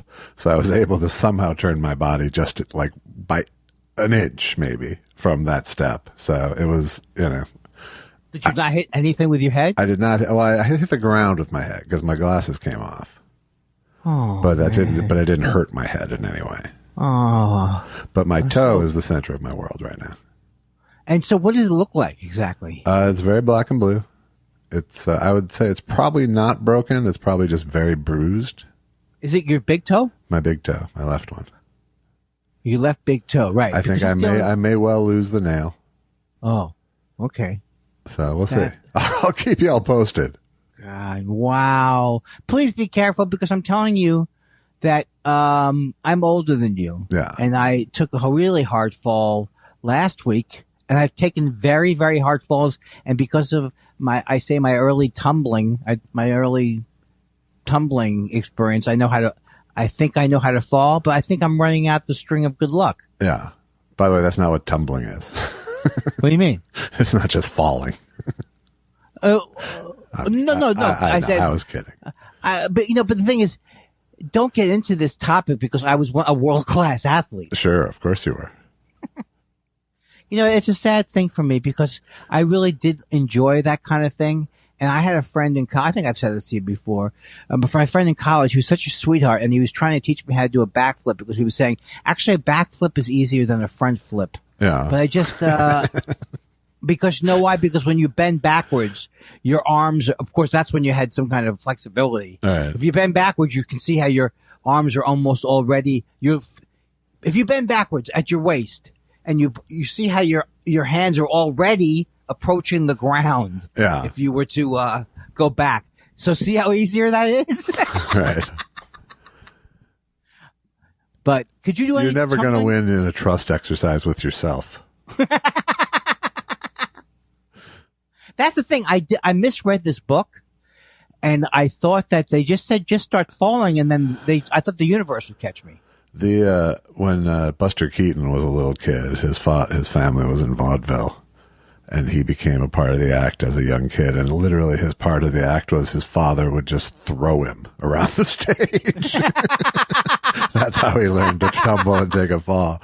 But literally, at one point, there was a handle on his back, and the whole act was just throwing this kid. That's the most hilarious thing I've ever heard. They put a handle on his back. Where his parent was, so I would imagine the Buster Keaton Sr. or whatever his name is, they had some talent. He wasn't the first talented person in his family. Who knows? But Well, I mean, he at least came from a showbiz family. Whether it was a talented family, only history will know. who hasn't come from a showbiz family? I didn't, that's for sure. I know, but you know what I'm saying? All families had some kind of scheme at some point to do something. I don't think open that's up a true. string I of- think you're just thinking of Jews. I am thinking of Jews. I've been working on a song. I told you that ballad I was working on, and it started thinking of you, and then I've changed it to thinking of Jews. Yeah. And it's so funny. That is hilarious so every funny. time, I'm sure. I'm telling you, I'm substituting the word you with Jew. Here's one you can do, because I've been thinking about it today, is the 1 second jingle. He saw me too.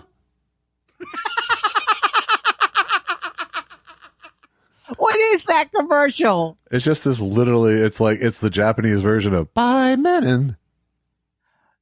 No, but it's on a commercial. Yeah, no, it's on several commercials, I think. No, it's one. Salon Paws in particular is what you're He saying. saw me too. He saw me too. Did they get that from Michael Jackson? No, I think it's Hey Peter. Sambo. Didn't he have a thing where he would go, Mama say, Mama samba, Mamba sa. Mama say, Mama say, samba, Maka Mamba sambo, sa. Maka sa. Mama say, he saw me too, Masa. Mama say, he saw me too, Matza. and then he would go, show, she, shoo. No, he didn't do that. he But didn't something do like that. No. No, he didn't do that. But it's something like, He fired someone for doing that once. Shambon. What are you saying that he's saying? I always thought it was sort of a jam on maybe thing that he. Shambon. Why do I sound like that was the first time I actually tried to sound like a black guy. Shambone. It was? I didn't. Not even get really. that. Hey, I thought man. it was a white hyena you were doing. Here's my white black guy. Hey, don't jive me. Don't jive me, sucker. Again, you're like the white cop from Sanford and Son. Right up, on, right on. I wish I had been old enough to play that part or to go out for it. Schmeek beep beep deep. Schmoop beep beep deep beep. By the way, no, I've got nothing. First of all, when did I start saying by the way? I don't like that trend. No, nip it in the bud. I don't like when people say nip it in the bud. Can you nip that in the bud? I could. You know what I do like?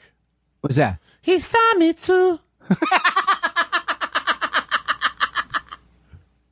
It's one commercial. You're claiming it's in more than one. They're a Japanese conglomerate. What is? He saw me too. This reminds me of. This is a little similar to the BJ Novakian of the world. Yes. In a way. Yes, they make the kind of products that BJ Novak's face would end up on, despite his not licensing it. And you know why he said that he won't do anything about it? He's too amused. Yeah. Well, can I ask you a question? Is that article Why do I ask you if I'm going to ask you a question? I'm going to ask you a question. I'm using it for dramatic effect. Uh-huh. Was that a PR person wrote that article? What is the point of that article? Well, I mean, That says, it's kind of an oddity, isn't it? yeah, I guess if I didn't hate If you weren't so steeped in hatred, Oh, I hate maybe that you guy. could open your eyes to the truth. Ugh, that guy I really do hate. Who did I say I hated before? Peter Sagal? Yeah. Oh, you know why? Because I am the one who could fight for your honor. He had terrible songs. And then he goes along and does some stupid, NPR game show. I don't think And he does funny characters. Sagal and Cetera just aren't that close. I know. But my performance level was A+, the judges say. Yes. The judges say if you could only apply that to the task, it would be good. Peter Cetera had a high enough voice to sing, "He saw me too." I heard the excitement in your voice as you got to that part.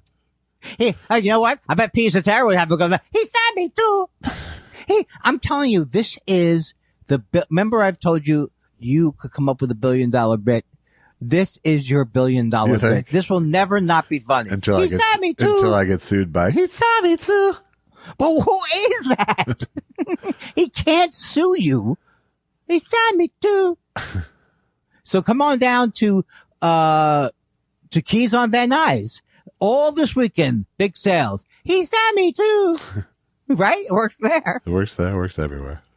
Do you think they would get sued? Shouldn't Keys on Van Nuys get sued by Barbara Ann or somebody? I assume they've licensed Barbara Ann after all these years. I don't think they're enough under the radar that they could keep going. Keys, keys, keys, keys on Van Nuys. Keys, keys, keys, keys, keys on Van Nuys. Keys on Van. What are you talking about? That's nothing like that on the song. Wait, now I thought maybe Barbara Ann was a public domain song because the Beach Boys sing it, and why do they crack up when they sing it? I don't think they do.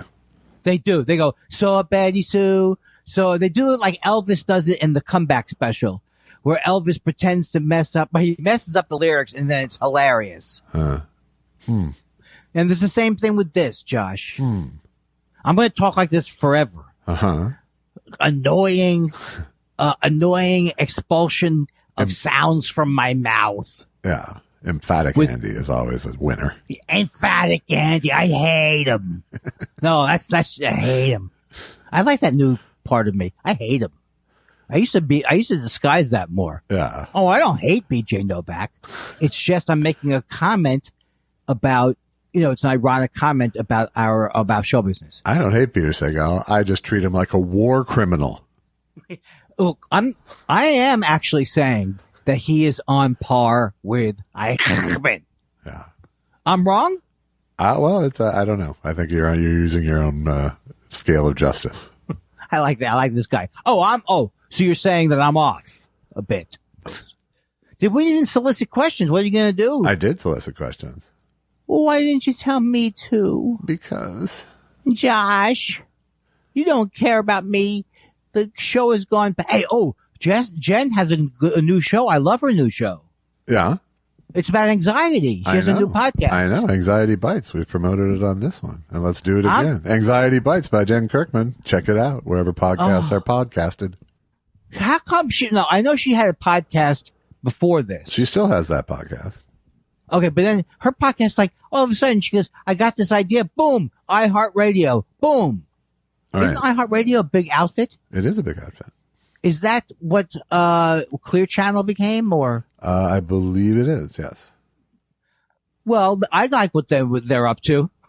Yeah? Well, who were they before? Infinity? No, who were they? No, I think they were Clear Channel. I think you were right.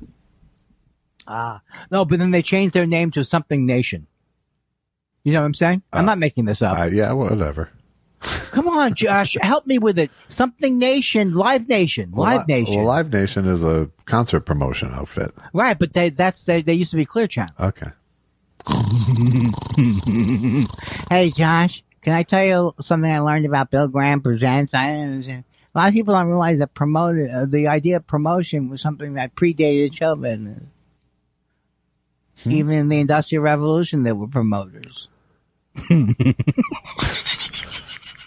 It's like It's like a bad acting. He has this character has no talent, and you don't know what character he's doing. Right. We go to a very special buffet in heaven.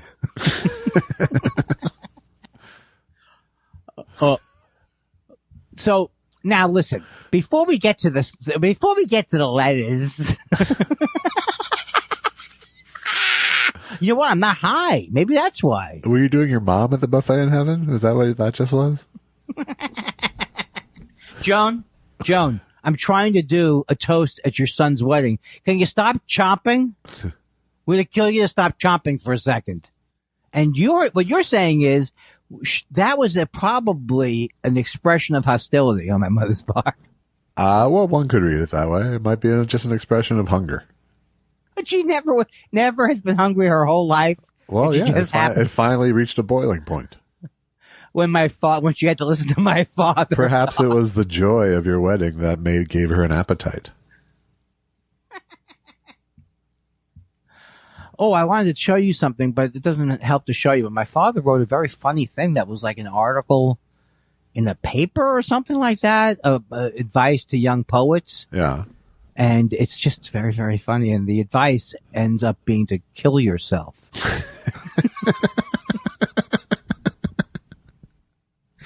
And I'm telling you, it's like he writes his writing. And now I know, I know that I have this tendency to love with my, it's my family. All right.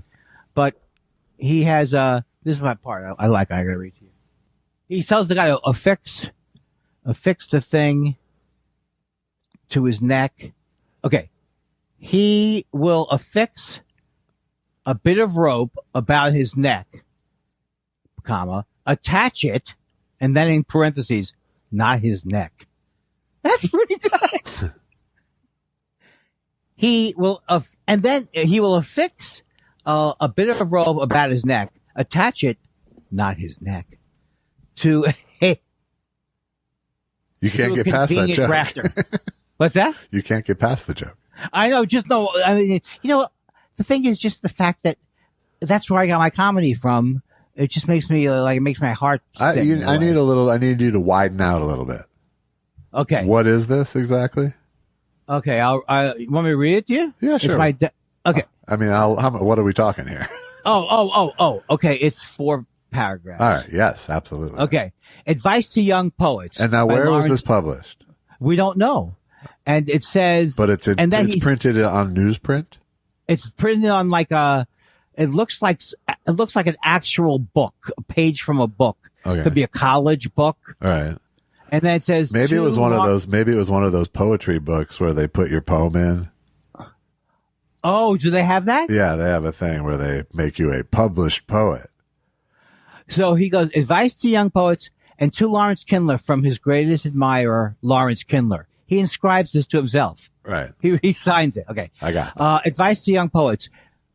Seeking seclusion from worldly cares, I have oft times shut myself into the solitude of my room to while away the hours, wandering in the ethereal realms of fancy. In these rare moments of bliss, I have created poetic masterpieces, which I considered and still consider far superior to the futile efforts of such comparatively commonplace artists as Keats or Browning.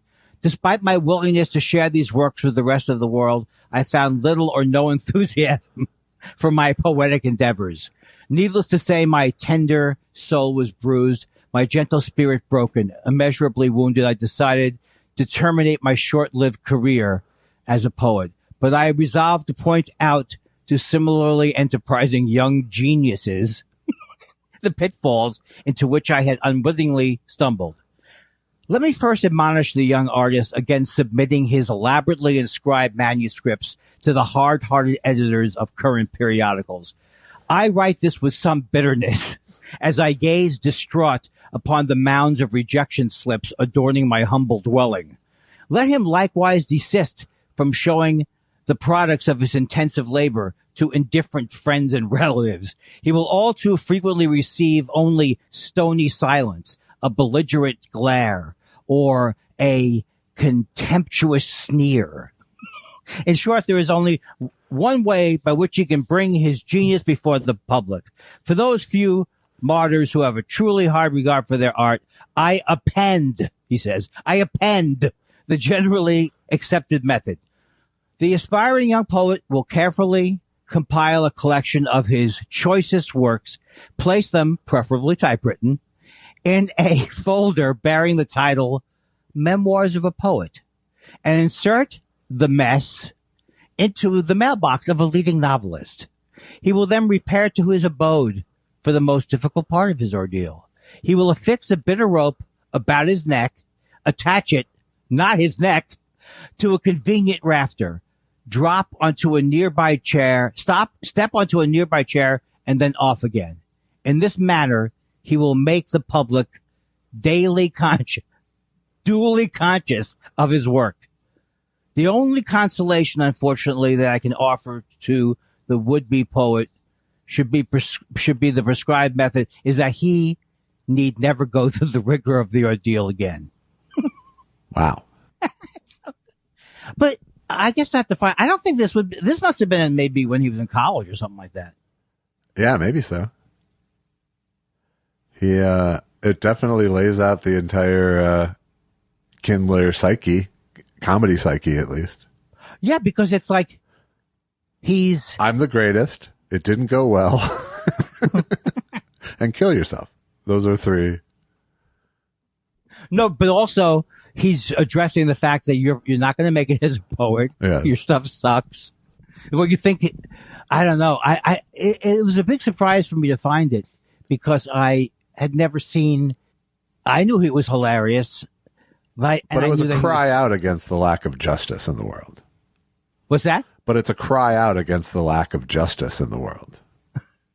And you mean it's a real one of those, or it's a I think joke? I think it's both. I think it's a real thing wrapped in a joke. Well, it's interesting that not interesting. You say I'm so tired of saying interesting. I think my father was extremely. My brother told me that my father went to medical school at age 16. So, like, my brother knows a whole bunch of things that he went pre-med. Yeah. He went pre-med at 16, not to medical school. Okay. He went pre-med. So he went to college. He went to college. Right. And he hated it. Uh-huh. He absolutely hated it. And then he was interested in psychiatry a little bit, and he hated that. So it's interesting because I think I didn't see the anger part here, but there is anger. It sure seems like it. Why don't you go kill yourself? He's telling Yeah. So you don't go through what I did. Yeah. It's so weird. It's so strange. Not strange you said it, but I mean the fact that you bring that up, and I saw him as this is what he's from the same generation that probably, well, he's a little bit younger than Calvin Trillin, but it's a similar style to me, although I'm not comparing my dad to Calvin Trillin. I'm just saying well, it's pure irony, you know. Yes, because it's all taken from let me give you this advice that is not real advice. All right. Take your genius it's work hopeless. Yes. Unbelievable. Well, I mean, thank you for unbelievable because my brother just found it. Yeah. And if only we could get a date for it, that would be great. I'm going to have to do some work on it. I mean, it's page 17 from a book. Yeah. So it's not a book that he would have had made up like that. Maybe it's a college, Indiana University had some kind of college thing. I don't know. Yeah, they might have had like a literary magazine or something. Yes, exactly.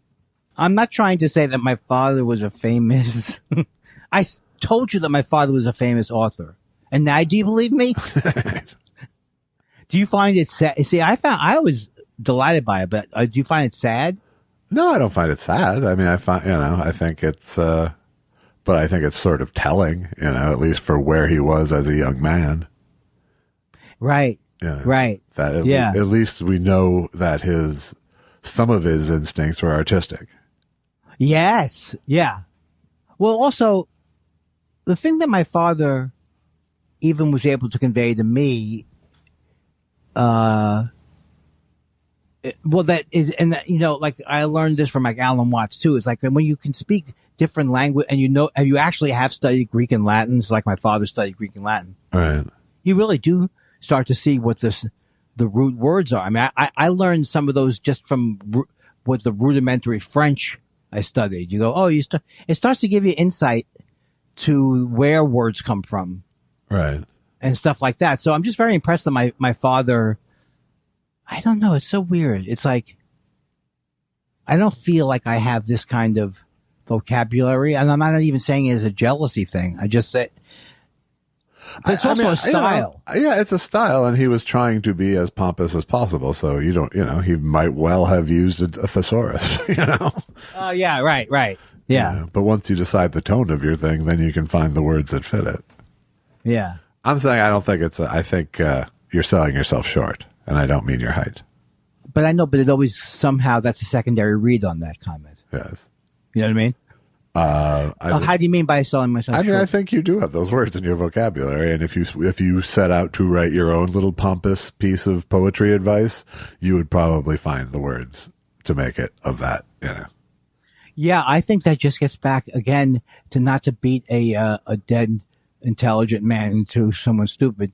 It just gets back to that belief, just that. Well, no, your base core belief is my father's smart, I'm stupid.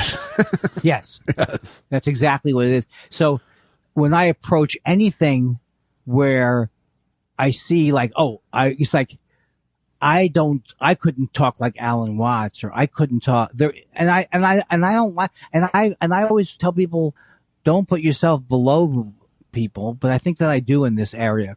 It's so charged for me. Yeah, but I don't, I don't know. Like I'm poor at extended extemporaneous speech, but I don't see that as a strike against my intelligence so much as just, that's not how my brain works. Yeah. And I know what you mean. I think it's like, it's exactly what you said. Regardless of what the subject matter is, there's still that emotional component to it. And the good news, as the kids would say, is that it really is getting less and less. So, for example, when I think about my belief in God, because I do believe in God, I much less have the argument about my intelligence. Right. Well, I can't be intelligent because so I stopped having that argument with myself, or I've reduced that argument with myself. Yeah. Well, and I think there's two things that can happen when your parents die, and there's probably more, but in the terms of this conversation, we'll go with two. I think they either become life size or larger than life after their death too. To me, one of the gifts is my parents and Allison for her parents and stuff, is them becoming life size. When you can see someone's whole life, you can learn more about them, Right. Exactly like when I'm learning. And all of my realizations have just been how, I don't mean flawed in the fatally flawed, but, lots of questions about what my parents did, get simply answered by they were doing the best they fucking could, because I've faced similar situations now at my age and gone, yeah, you're just fucking skinning your teeth sometimes in life. There's no question about that. And that's why even with my mother getting to the point where, she, knowing that she didn't do it none of these things were something she was doing on purpose. She wasn't sadistic. Right. She could be at times. She was negligent more than sadistic, it sounds like. Right. And when she got really mean, it still was from the depression. It was from what she was going through. Right. It wasn't that she got up in the morning and said, I'm going to make everybody feel like something's wrong in the house, but I'm not going to tell you what it is, and there's no way to fix it anyway, really. Right. That was the hardest part, was that my mother is like, you can't fix depression. And you can't just fix the person who's depressed, and they can't fix themselves. So, but if you really think you can, well, all kids think they can. All kids do think that they have an effect, that what they're doing is, it's their fault or their right thing. Well, I feel bad. No. You feel which? Better. No, Okay, good. It's time for questions. What do you want to know? We love your questions so much. It's half our show. Half our show. Pickles in base. Pickles said. Pickles. What do you say when you do go? Pickles asks. I often That's do. I do. Pickle says. Okay. Thank you. Thank you. Pickles says, in baseball, a pitcher's earned run average is not penalized by fielding errors. But what if the pitcher makes the error? Shouldn't he get the penalty? And wow, how about those World Series champions? Name of Series MVP was a complete stud. Great show. I soft sold You did. the joke there. Hey, how about those fill in the blank of the World Series champions? All right. And how about Willie Mays, huh? Was that guy not a complete stud? Great show, boys. I am a little worried that Pickles is going through some like emotional. You think she's okay? I hope so. But to answer the baseball question, the pitcher does get penalized, but he gets penalized on his fielding percentage. Right. Oh, that's a good point. Yeah. I think that Pickles, we might have to call this in the business an incorrect premise. Yeah, perhaps. But we don't want to. Seth Dick III says, Mama Dick III demanded I write in to defend Colbert.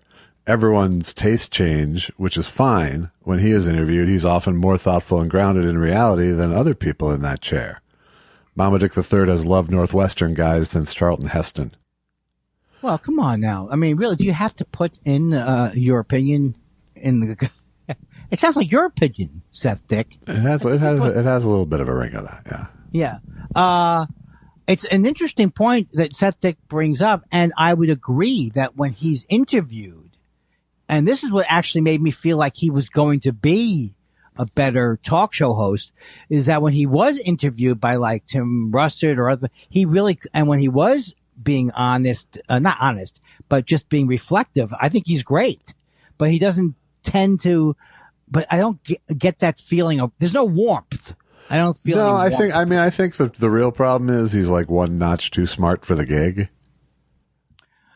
I see. Yeah. It's like, so he doesn't want to have the conversations that don't matter or mean anything very as much.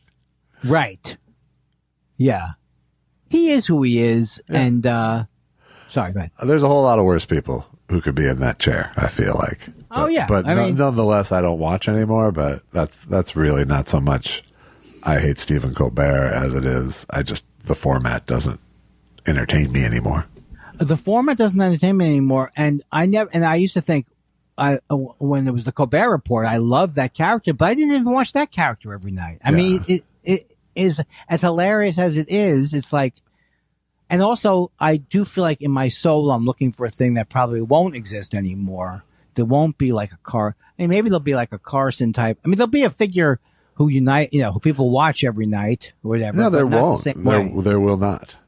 No, I don't mean like I mean, there will be like a thing that people are excited about watching, like The Sopranos or something comes out, but it's not necessarily going to be a talk show that you watch every night. Well, and there's just never going to be that kind of national entertainment figure like that anymore because there's just too many silos now. Yeah, that's true. There's too much. There's too many. Yeah, but I keep thinking, I keep thinking there's going to be another Tomorrow Show that will take off or something. Well, but even the Tomorrow Show didn't take off. You know? I know. Maybe I just feel like I would maybe it's just a wish or a dream I have. Yeah. That I would go to something every night at 11:30 and there's just nothing to go to. Well, there is. There is. It's just not necessarily being broadcast at that hour. But you have the ability to watch whatever the fuck you want at 11 o'clock. Yes. And that's the other thing is like, I have this feeling that TV for me and for many people was like my parent raised me and kind of a thing. So I still love the idea of the event and the network and people all hanging, gathering around to see the Beatles and Ed Sullivan. But it really is just It pretty much only exists in sports now. Yeah, I think you're right. But that excitement is with sports. I do get that way with probably just with sports. Yeah, but it's like the only thing that is both live and collective and is being broadcast through the same lens to everybody. Yes. Yes. Like news gets filtered through different lenses to people, even if they're all watching the same event. But as sports, pretty much everyone has to watch it through the same lens. But I guess I'm talking about things like Breaking Bad. There'll always be like those type of things. Yeah, but you know, their impact is unclear because it's so heavily, you know, the talk about it is so heavily weighted to Twitter. Which is, I guess, what people are excited about on Twitter is not necessarily what's happening in the world with people, you know.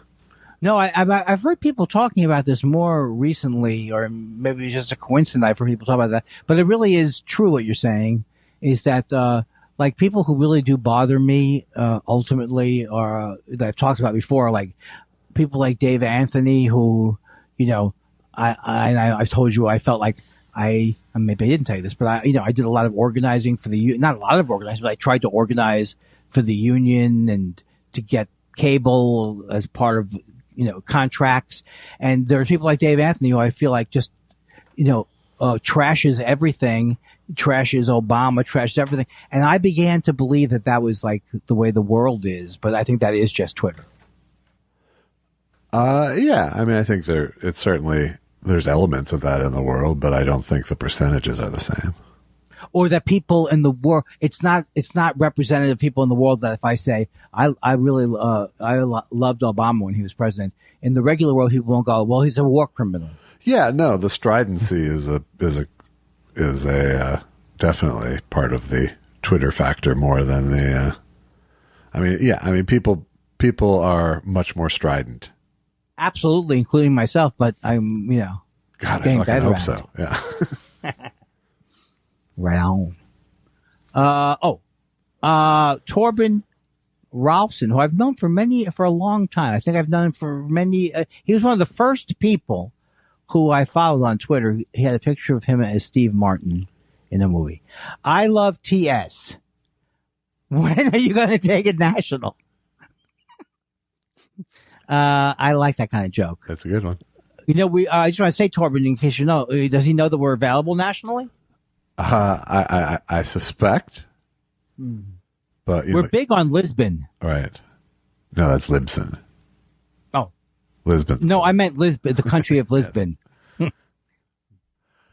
Sous Vide says, "How do you explain that Andy hasn't yet been arrested for leading the false flag operation at the Capitol on January 6th? My sister from Idaho sent me a picture of him there. She saw it in the Facebook. It was grainy, so I can't be sure." I was there to observe as a comedian on January 6th. Certainly, I have a lot of respect for people who want to violently overthrow the country. No, I don't think I was there. I think you're confusing me with Jay Johnston. That may be it. And in fact, I wanted to let you know, and also Sous Vide know, I did not like Donald Trump. I wish you would have made that clear at the time. You might have had an impact. You might have helped. Better late than hoo-hoo. Guys, this is from Stephen Elton Yates. Guys, last night I had a fever dream. There's a certain level of familiarity that this is why his emails are so strong. Yeah. He just knows right away what's happening. Right. Guys, last night, how does he know that wasn't a woman reading this? Guys, last night I had a fever dream where Joe Namath was trying to take my house away with a jagged catheter. What's your favorite pasta shape? Jagged catheter is actually my favorite pasta shape. I would say I enjoy angel hair or capellini. Which? Choose. Capellini. All right. Is there a difference? No. Probably in millimeters. That's a terrible dream. Because you may not be getting the sharpest catheter that you deserve. Eastside 76 says, as the official Mexican of Thought Spiral, I wish to declare that I like my women like I like my tortillas. White. Wow. Wow, Eastside 76. Hey, look, look, there's nothing wrong with declaring a preference. That can't be the word. He just likes white ladies. All my white ladies in the house. I will agree on the tortilla front that the flour inherently better. But white women not inherently better. I might have agreed with you on the tortilla, but since Susan is going gluten-free, Yeah. I find myself eating a lot more corn tortillas. Yeah. Isn't that an interesting story? It is, especially when you pull yourself back from saying tortillas. You know, here's the thing. It's because of my relationship with Bill Kaufman, who was my comedy partner. He would say things like normally and wouldn't let it go. What an What's asshole. that? What an asshole. So I think I got that horrible habit from him. Horrible. Wow. Like saying tortillas. Yeah. It's not even funny the first time you say tortillas. Yeah. Mary Jo Peels has a few that I like. She'll do jalapenos. Or that commercial for Progressive where they go, quinoa. Right. Yeah, I'm not throwing away all of that kind of humor. Chaotic Neutral, who I did have a little spat with. Yeah. Hey, sorry I threw myself into Andy. Well, because he went for the classic slam. You're just jealous slam. Anyway. Oh, no. Come on, Chaotic Neutral. Hey, sorry I threw myself into Andy's conflict with Peter Segal and his joyless show. Saying you were bitter over not getting booked was very first thought theater, and you deserve better. They probably never asked because they figured you would immediately abandon the premise. This is a great article. I apologize for getting angry, Chaotic Neutral, because you should be able to just say something like, you're just bitter to me, and I shouldn't take the bait. All right. Right? Right. But Chaotic Neutral knows you well enough to know that you will. I think I go through, like, in my mind, I go, hey, it's Teflon Andy or something like that. Right. And that works until someone says, no, really, I think you're stupid. It's not like as a joke. Right. Your father, obviously, it seems like you're jealous of your father because he was more intelligent than you. And you just didn't get a lot in the old brains department. And you may not even know what I'm saying, Andy, because this may elude you. You heard me. When they were handing out braids, you got into the weed line.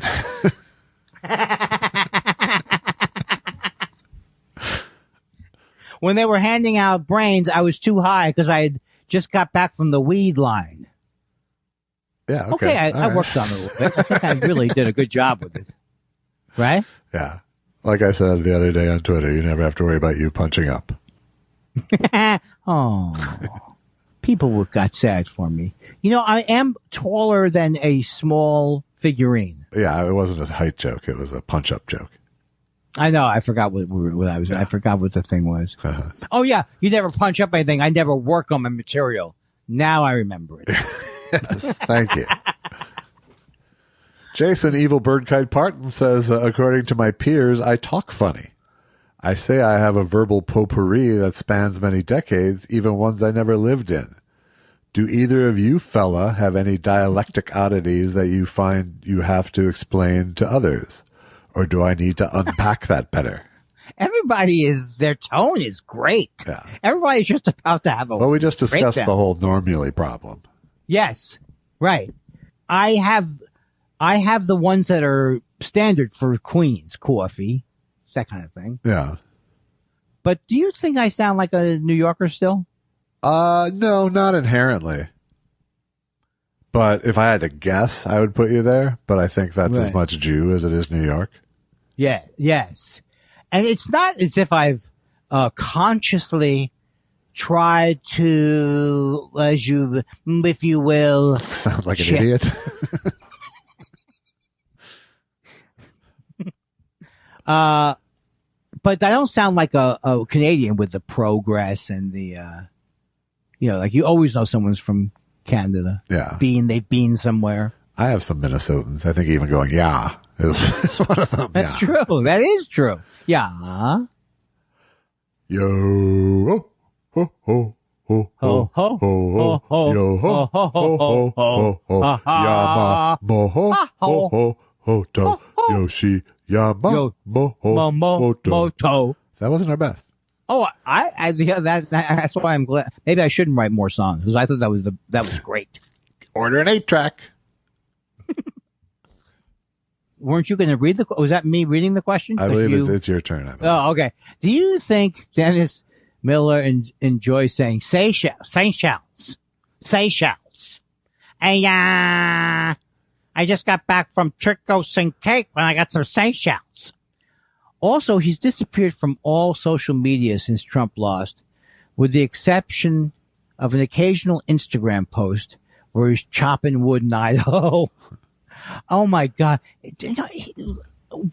There's something so disturbing about him, but I can't believe that he's thrown off his mortal coil for good. I don't know if that's true. I mean, I don't think he's too narcissistic to stay away. Maybe, but he's also super rich. Well, he was super rich before he became a right-wing schnook. Yeah, but he became a right-wing schnookie for like doing something from his house. That's true. That's like the last step before going to bed. I think he's like 70 probably is what I'm thinking. Maybe. Maybe he's my age. But, yeah.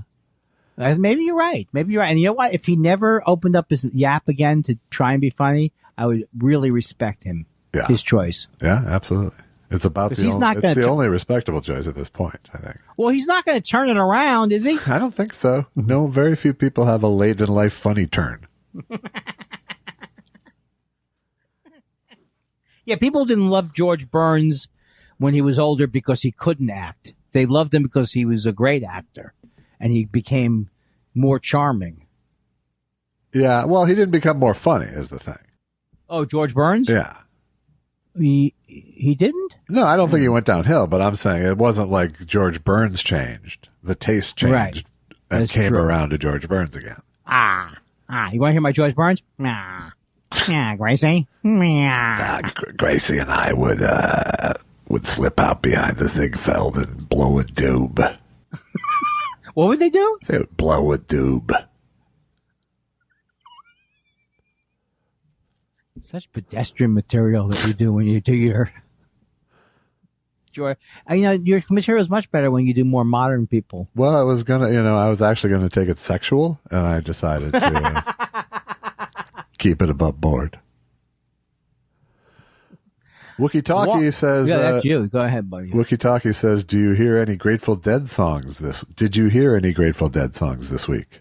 I'm living in a silver mine and playing a violin with a crow who only knows one story." I, as a deadhead, know the image you saw. There's an image of the guy, the devil. It's like a devil playing the violin or something, or no, a skeleton playing the violin.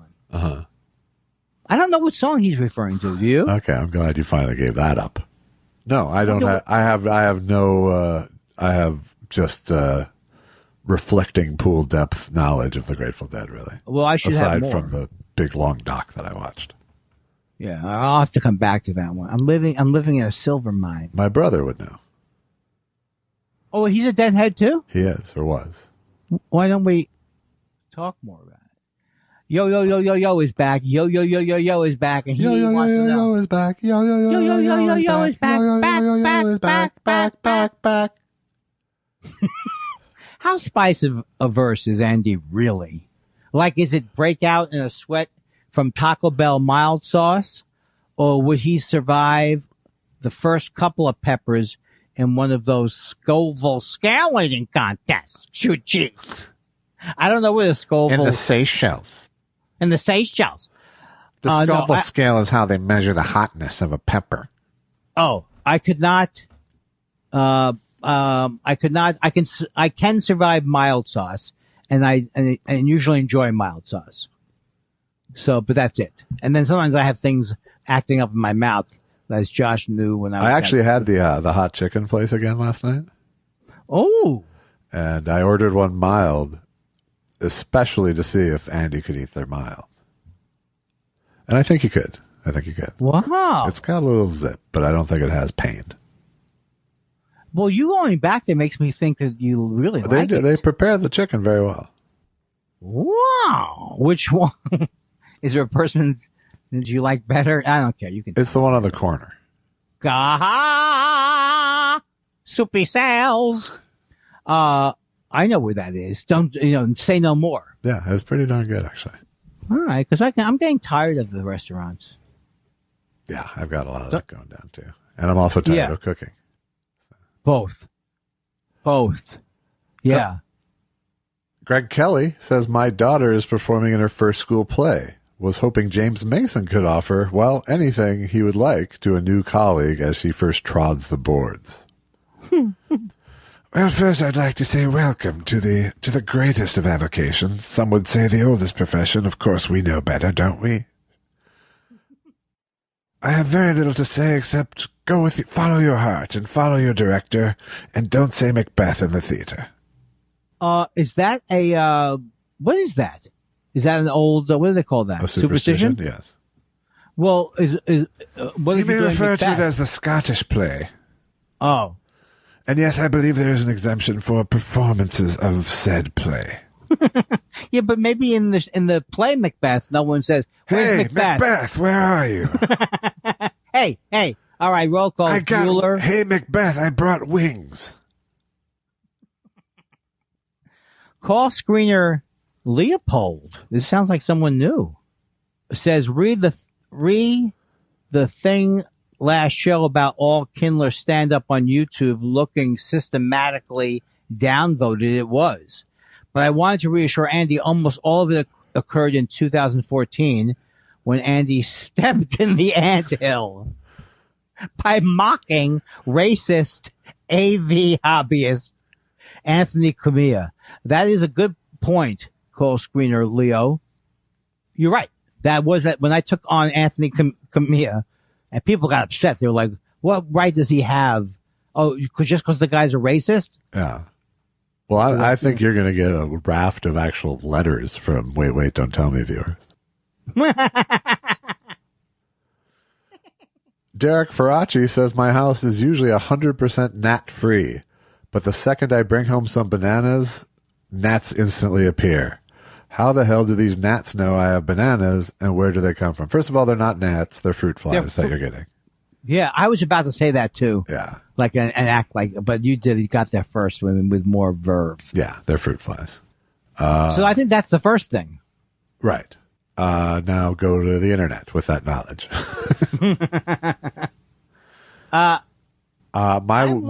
Generally my way of getting rid of fruit flies when they occur is throw away the rotten thing. True. But they do like fresh fruit too, like a banana. I'm not going to lie to you people. I have, in the heat of summer sometimes, I will use a netting over my fresh fruit. Really? Yes. Wow. I just wash mine. No. Well, that's no. Duckman says, would you rather fall down a flight of stairs or accidentally relieve yourself in public? In the stairs scenario, you won't snap your neck and die, but you might break a leg. In the relieve yourself scenario, we're talking number 2. No, we're talking 1 and 2, it says. I have my hand over that. Your eyes are the question. In the relieve yourself scenario, we're talking 1 and 2. Both scenarios are very public. I would hate to do that. I'd hate to be, I'm not breaking a leg, so I will relieve myself, even though I don't like talking about it. Yeah. Can I just laugh at Andy relieving himself in public, or do I have to make a choice? I think you can do both.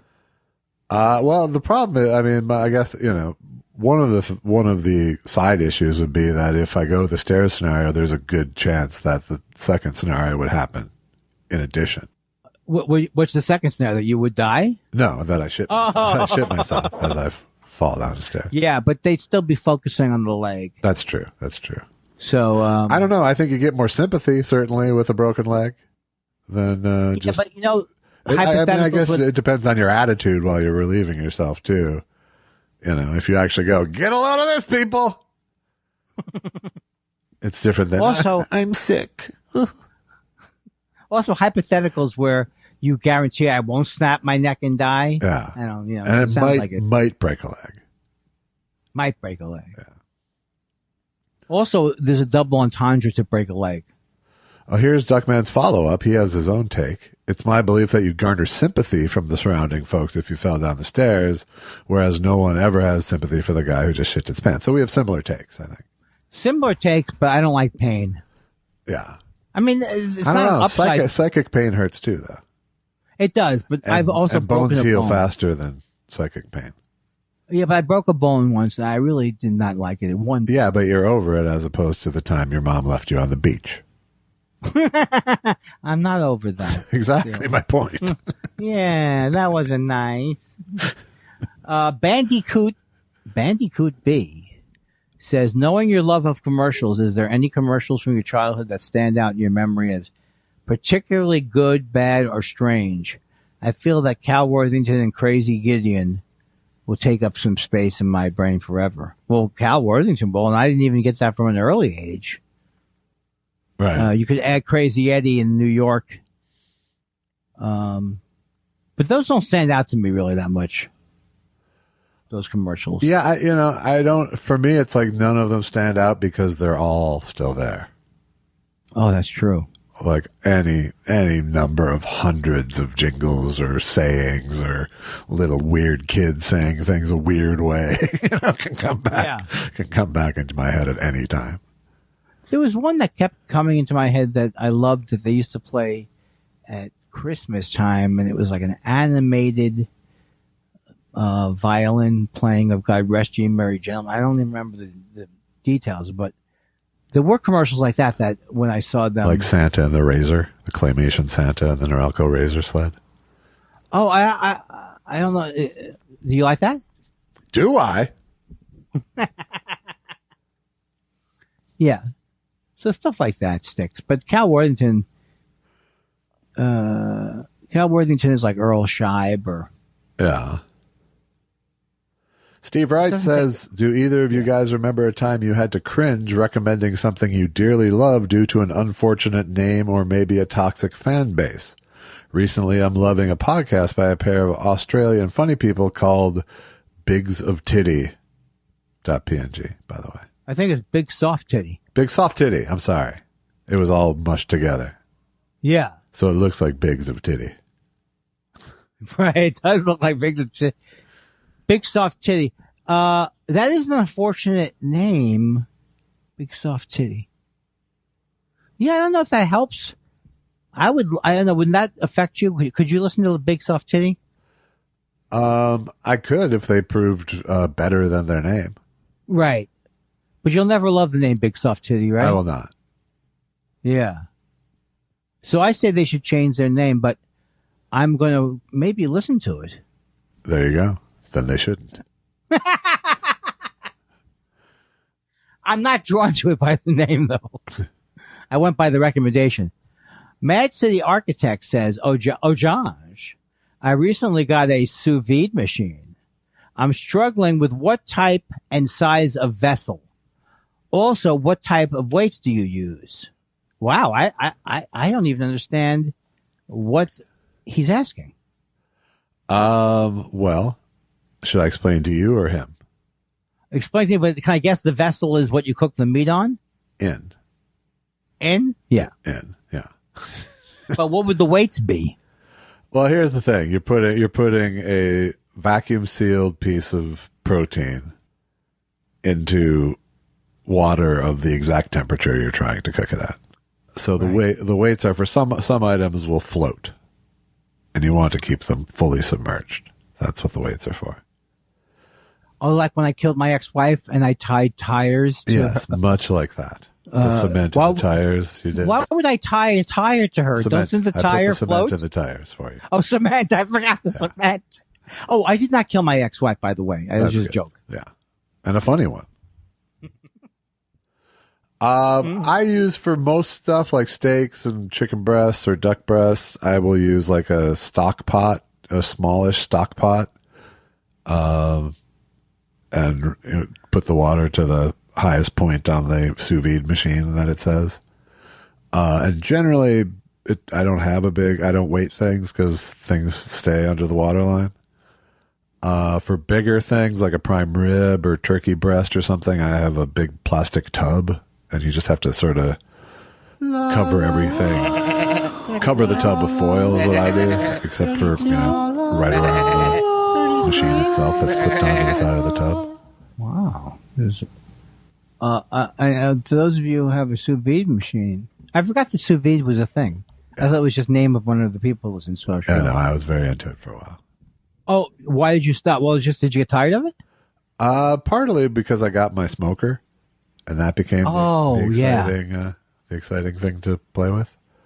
Yes. But as winter comes, such as it is here in LA, I will probably do more sous videing. Very nice. Very nice. I'll give you the next. You had sous vide prime rib at my house. Ooh. I do remember that. It's hard to distinguish between all the great meals. That sort of perfect one-colored prime rib all the way to the edge. Yes. Yes. I'm going to be in Los Angeles. Oh, Elwood D. Pennypacker says, I'm going to be in Los Angeles next week. If I was to use your podcast as a tour guide, where am I going for matzo ball soup? I just thought of Greenblatt's came to my mind. I used to really like their soup. Yeah, but they are no more. Greenblatt's is closed? Greenblatt's closed, yes. That has to be fairly recent, last year or so. About last month or so. Oh, my God. Well, what would you recommend? Judy's Deli? I don't know about their matzo ball soup, though. Cantor's makes a good matzo ball soup. Art's Deli in the Valley makes a good matzo ball soup. And Brent's Deli. Brent's. I like Brent's a lot. Yeah. I may be going there today with my nephew. Oh, cool. And do I know your nephew? I don't know if you do. I think you've seen him walking in front of my house one time. Yes, I have. Yes, true. I have. Oh, during the pandemic, in fact. But you were cowering in a bush at the time. Yes, hey, I'm sorry. No. You two do your business. I'll be out here in the bush. Yeah. Because didn't you take part in my Thanksgiving takeout absolutely adventure last year? I was back. In fact, I was back further in the line. I was waiting for some openings. Mozart 2 says, Andy, did you ever listen to Mark Maron's talk with BJ Novak? Are you both watching the new season of Curb? That's all I've got. What with the short notice and all. Love you guys. That made me laugh. No, but I'm going to listen to that BJ Novak interview because a couple of people have mentioned it to me. In what context? You're really going to hate him now? Or I don't know. Well, Mark Maron famously hated him too. Yeah. I don't love to hate people as much as I used to. Yes, I do. It's a lie. I don't. I just lied to you. Yeah. Well, I will definitely listen to it, and I will listen to it for the wrong reasons, for the love. Have you seen The Premise? No. Yeah, exactly. Warp Sea Head says, "What's the most embarrassing way you can think of to die? If I die doing the cinnamon challenge." I don't even know what that is, and that makes me laugh. I would deserve an unmarked grave. What's the cinnamon? I know the ice challenge. What's I the think it's cinnamon literally challenge? just like eat a spoonful of cinnamon or something. I'm going to have you ask the next one because it's your thing. Not really. I do all nephrotic questions. Yeah, exactly. Mississippi Don says, I just passed my second kidney stone. I'm sorry to hear that. Hurt like the dickens. You couple of stoners ever pass a stone? Speaking of, my wife is expecting in 2 weeks. Can I nod knowingly throughout the birth? Still haven't picked a name. Suggestions? Domino? Well, if you go with Domino, you could also go with Romeo over Romeo. He said, like the Roy Orbison / Cramp song. When was that? Oh, in the show This Thread? Domino, yeah. Oh. I see. Well, congratulations on the impending birth. Yeah, so great. I have not passed a kidney stone. I think you should name him after Andy. Call him dipshit. Oh, no, see. No, Josh, I'm going to have to flag you on that. Yeah. Dude, I'm not a dipshit. Oh, okay. I think I'm a dipshit because I couldn't come up with something stronger than that. Q-Mog. And no, I've Q-Mog. never passed a kidney stone, but I've passed a kidney. That's true. That's right. You're almost mocking someone who's lost a kidney. Have you ever had problems with your kidney? I had a kidney stone. Yeah, one of my kidneys had to be removed because those stones hurt. Q-Mock. Q-Mock. Sorry. Stop mocking the way I say a word. When was the last time you cheered at something? I'm talking a top of the lungs yell of yeah here, people.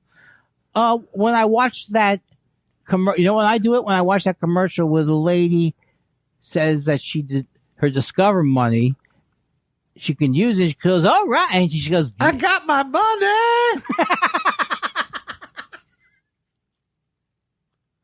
That's the last time. Yeah. I've got my money. Why is that not a racist commercial? Because it's an Asian person doing, I don't It's an understand Asian person talking to herself. So she's allowed to be that way. Well, I don't think there's anything Asian about it. Wait, but she wants her money. Are you saying that Asians are money grabbing? What is your point? No. It's like isn't that like a black voice she's doing? Not really. I want my money. Really. Not really. No. Let's not talk about this more. And why did they have to change the name of Aunt Jemima? I like it. Is it bad? I'm just glad they renamed her Aunt. He saw me too. Have you discovered this? This is your discovery, right? Yes. I got my money. He saw me too. All right, this is important. Okay. Gomar Comer says, gentlemen, please step up to the counter and order your hamburger topped exactly as you like it. I'd like grilled onions, a little bit of mayonnaise, tomatoes, ketchup, pickles, and Pickles says relish. Relish, really. Well, let's start with just basic construction first of all. The bottom level is the meat patty. Nothing should go, perhaps a condiment on the lower bun, but nothing should go below the patty. Right. That is a big flaw of particularly California fast food. In-N-Out, Carl's Jr. both start with tomato under the patty. Right. Which is just, it's gross, frankly. And it gets it soggy, I would think. Yeah, it's just not the way that is. Your whole bottom teeth are just disappointed until you hit meat. I like cheese. I like onions. I can go either raw or grilled. I'm pretty simple though. I think tomatoes are such a crapshoot these days. True. That it's not always a value-added proposition. Lettuce is neither here nor there for me, but I need some sort of acid. So either pickles, which isn't my fave. I hated them actually as a kid on burgers. But you do need some sort of acid. So I like I like a special sauce, a ketchup mayo mix, a Russian dressing sort of thing. Yes, I love that too. Boy, am I hungry. And I don't like a burger that you have to cut in half. I prefer width to height. Well, Susan cuts it in half because she just likes to. Yeah, I don't like Makes it easy for me to eat. Yeah. See, even your mocking tone says it's wrong. No, it's nice. Well, you are very good with food descriptions and such. Well, it's something I've thought about a lot in my life, Andy. When you're stewing in hate, I'm stewing in recipes. Is it Halpin Fraser? I think Halpin Fraser. I'm going to go with. Halpin Fraser says, hello, gentlemen. Andy, I just thought of something recently. Now that you have type 2 diabetes, you can ask your doctor about Ozempic. Hopefully this will result in 2 stings being played. Look, you can't just request a sting and think that Josh is just going to, because you want one. That's right. We have so many requests, we can't fulfill them all. Right. But in this case, I have type 2 diabetes. I have it. oh yeah. He's got it. Stephen Elton Yates is back to say, continued thanks for the podcast. It means more to me than it should. Hey, just like us. That's sweet, Stephen. Thank you, Stephen. Thank you so much for that. Tom, I'm saying this how you say it. I think you can precede it with, and finally tonight. Okay. And finally, as Lennon, and finally today, Tom says, Thought Spiral 228 was great. There were 3 or 4 genuine laughs from Josh. Always a good sign. Does that mean laughs that I caused or laughs that I expelled? 3 or 4. It sounds to me like their expulsion. I think I was genuinely laughing several times last week. See? And I'd like to think I was funny 3 or 4 times too. So. Yeah. Now here's the thing I want you to know, because I'm not happy with you think no matter what I do, I can't affect the hang up. Yeah. Right? Well, no matter what you do, the hang up will be followed by, He saw me too. Oh, I'll hang up on myself. He saw me too.